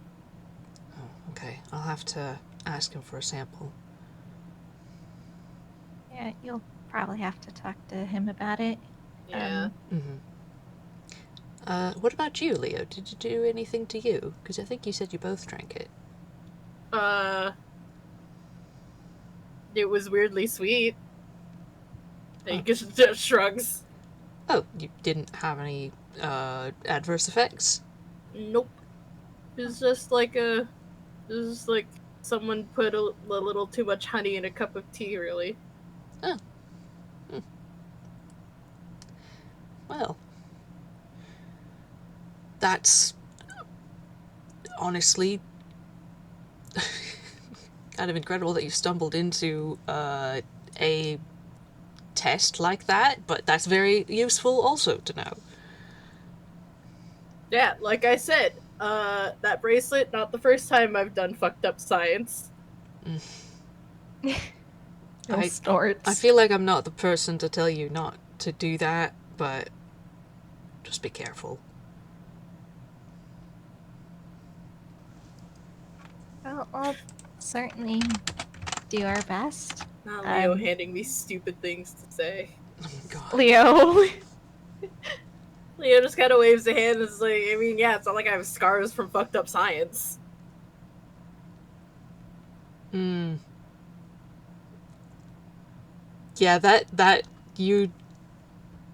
that's...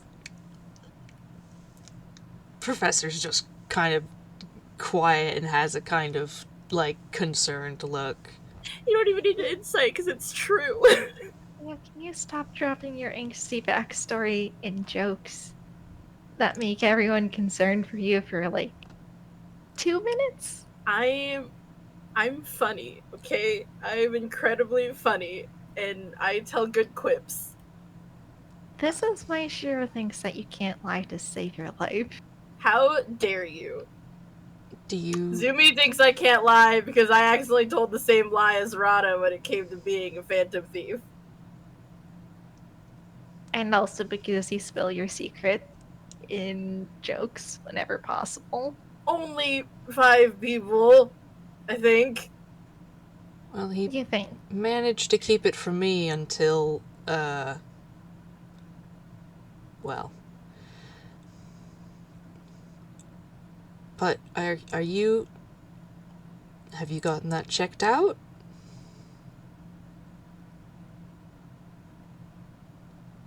Gotten what checked out? The scars. Oh, they're from healing magic. What do you mean? What? I thought you said they were from experiments. Oh, no, I said I didn't get scars from fucked up science. That was true. Oh, it was true. Okay. I know Laura likes to say that I lie all the time, but I don't lie all the time. Okay. Or Alright, okay. I got a fucked up talking sword, and it doesn't like me because I tell lies. yeah, and you tell them badly. Goodness, So- you had me thinking... Alright, never mind. He just looks very relieved. Fine. Alright.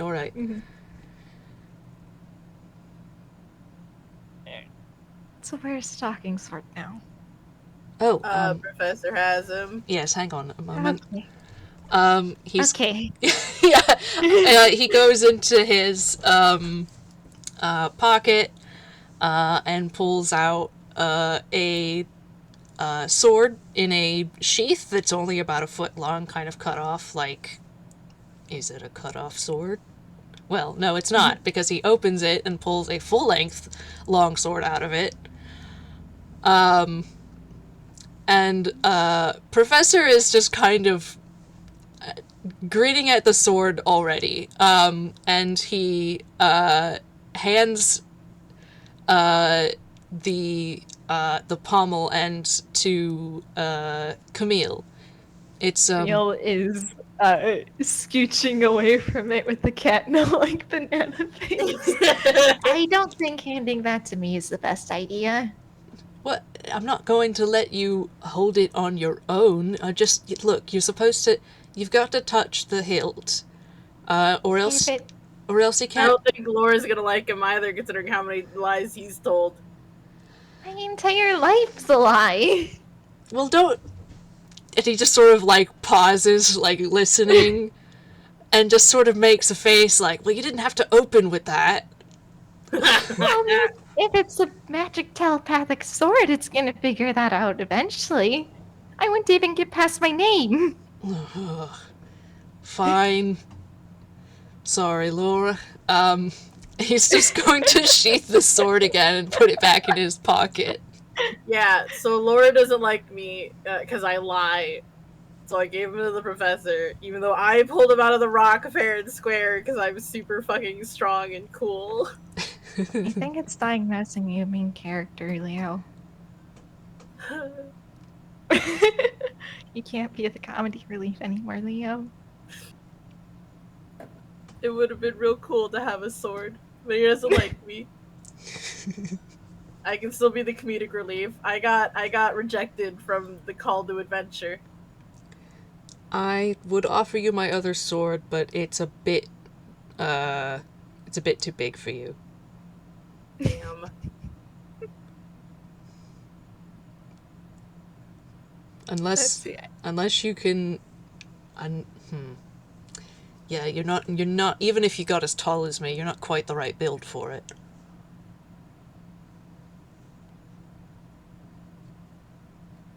That's a fumble. Okay, this is gonna be even funnier, actually. Camille's just, you want to see my sword? And then he pulls out a book titled XYZ Murders, and he's just, Wow. Ah, yes, pen mightier than the sword, as they say. Ah. I want to throw this at you. Try me, bitch. sighs, and then let's see. It's gonna be Wow. funny. No. Now you have to get all these fumbles out. Haha. Pulls out a book titled Murder on the West Express, and he just sighs. And Dude, puts you gotta at least switch them out. I've seen you pull these same books out so many times. The classics are always going to be the classics, Leo. Lame. He shoves it back into his pocket with a little huff. Just, you know what? Joke canceled. All right. This is what happens, Professor. We can't be trusted with our own hammer spaces. What point is this supposed to be supporting? I don't know. I wanted to complain about it. Fair enough. It sucks. Oh, It Leo. was worse when we were in Yet, huh? Do you remember you saw when that when we were fighting the War for Lazmars, there was this magic overlaying your cape for a bit? It kind of looked like a blue butterfly. Leo does the yikes emoji. Well, that's another thing we forgot to tell you, isn't it? What now? I don't know what it was a reaction to, but briefly, you had a sort of magical, sort of a phantasmal blue butterfly pattern over your cape. Yeah. Is that, do you have an item that summons that, or No. new spell? No? This is not He a looks spell at I know. Camille with the yikes emoji and is like, remember how before we met Sleeper, we met Sleeper? What? Camille puts his head in his hands. Is this the same way that you met, what's her name? Anastasia before you met Anastasia? Well, it's not that we met Anna before we met Anna, is that we Oh, knew God. about Exponents. the... Knew about, oh, that's right, knew about the room. You knew about Yeah. her co-workers before. So, Yeah. that's something we forgot to tell you. Well, we did Uh, just get here. Yeah. It's not. Considering how dreams are already so weird, it's not that noteworthy, I guess. I mean, we met a celestial in our dreams. I mean, yeah, but we also met that guy in our dreams, and he jerks a thumb at Sleeper. Well, yeah, but I mean... Wait, so this celestial. Yeah. Remember those butterfly things that we have? Yes, I remember. Yeah. Right? Who was the celestial? They didn't tell me their name, but we knew them when we were babies, I guess, and that's how we got the little trinkets. Okay, did they say anything? What did they look like? A little blue butterfly. Oh. So, alright, I should, I feel like I should look up, oh god, it says so much, significance in Yiddish mythology. What culture, what's its origin? Does anybody even know? Does it represent a particular, is it a deity? Is there a butterfly deity? Is it got something to do with, because it was in a dream? It's got something to do with dreams? I don't know. Awfully confusing.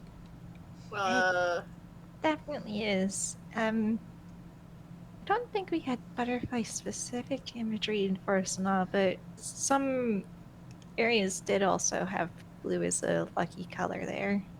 Yeah. That may or may not be connected, because, I mean, the countries are very close to each other. It would not surprise me if there was a bit of cultural diffusion going on there. The only other thing I remember from that dream was that they told us to keep them in our thoughts because they're really weak right now. Well, I mean, by all accounts, they seem altruistic, or at the very least, neutral. So I don't see why not. I mean, yeah, he kind of stick bug danced at me. Yeah, That's kind of cute. they did try and protect us when they thought that Sleeper was a threat too. Oh, but they sound pretty nice. I mean, it is hard to tell with deities sometimes, but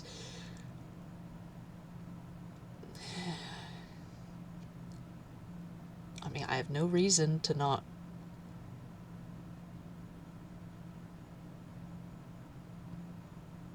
I don't know. I suppose you should keep them in your thoughts, I suppose. Well, I'll definitely do that. But then he kind of just groans and buries his face in spades again because this is all such a big mess. There is so much happening all of the time. Mm-hmm.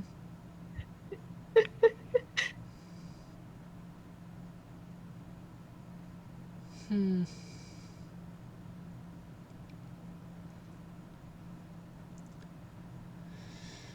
Well,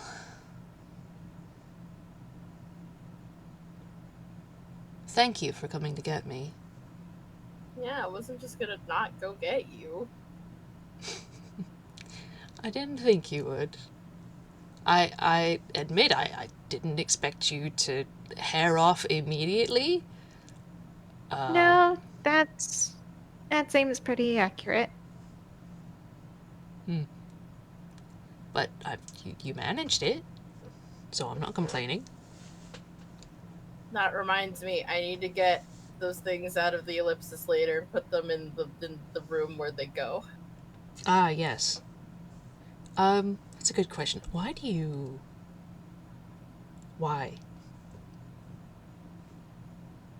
Oh, you know. This is all incredibly non-specific. Oh, well, I'm asking why he steals things. Oh, Like, particular things. That doesn't...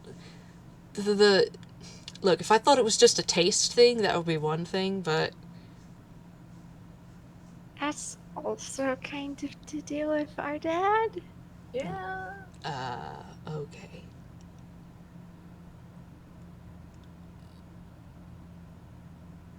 Oh god, did he make money by... Okay. You know what? I'm... Alright. Never mind. We can save that for another time. Mm-hmm. Camille nods. Professor what? making a mental note to ask Tone.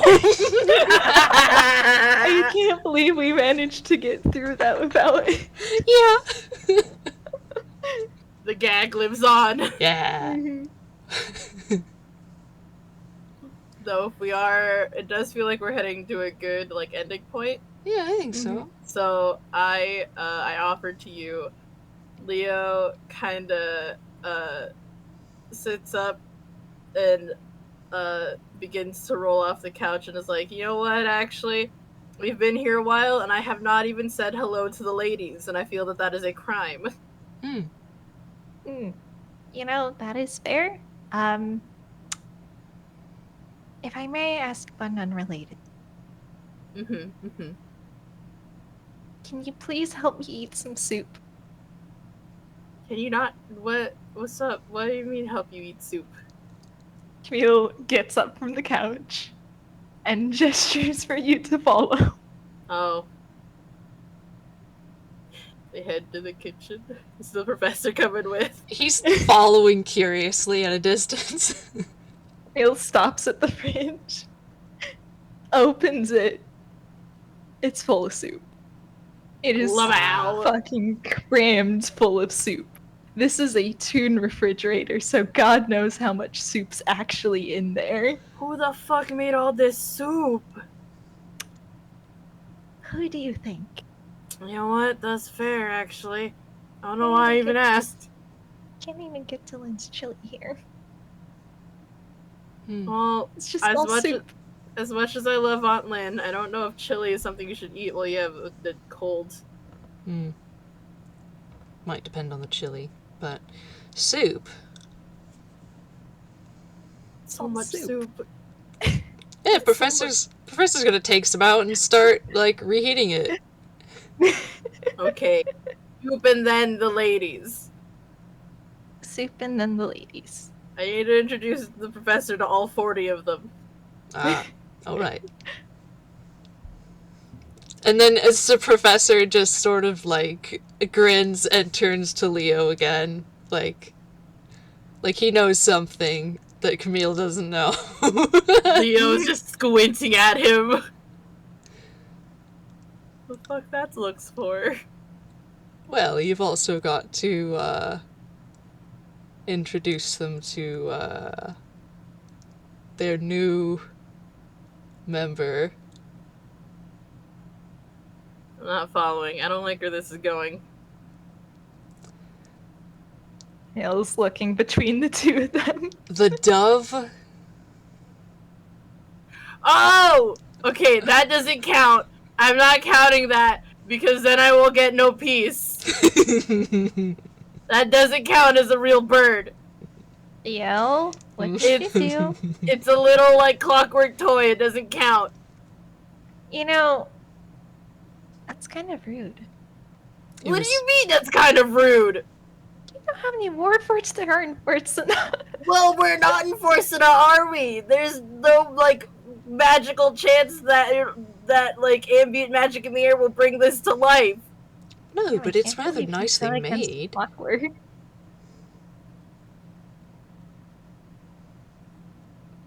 Were I not afraid of the fact that it could rust while outside, I would leave it with the ladies.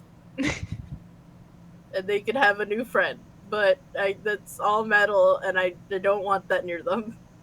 If you want, I can look into ways to trade it. I guess. I didn't just lose my ability to tinker with things. Well, we'll see if the ladies like it in the first place. Alright. All that matters is their opinion. Alright, if you say so. But, well, I don't know. Get some dishes out, we'll have some soup, and then we'll, reunite with the birds. The ladies. He's gonna insist that you call them the ladies. And they all have individual names. Alright, I believe you, but the fact that they are known only as the ladies did lead me to believe that Tome was just afraid in general of feminine presenting people. Which was confusing.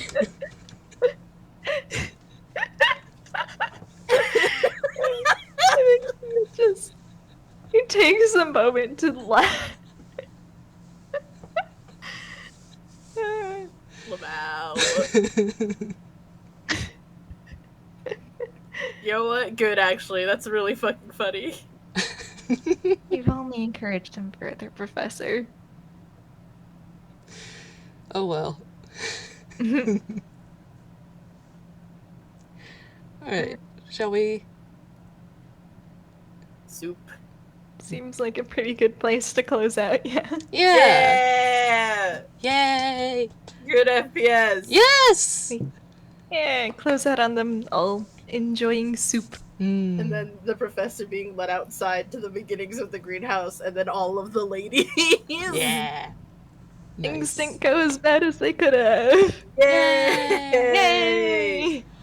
All We right. did it! Thank you, everybody, for listening. Thank you, too, for playing. Thank you, audience, for listening, present and future. I hope you all have a good time zone. We'll see you in the next episode. Goodbye. Hooray! Bye! Bye!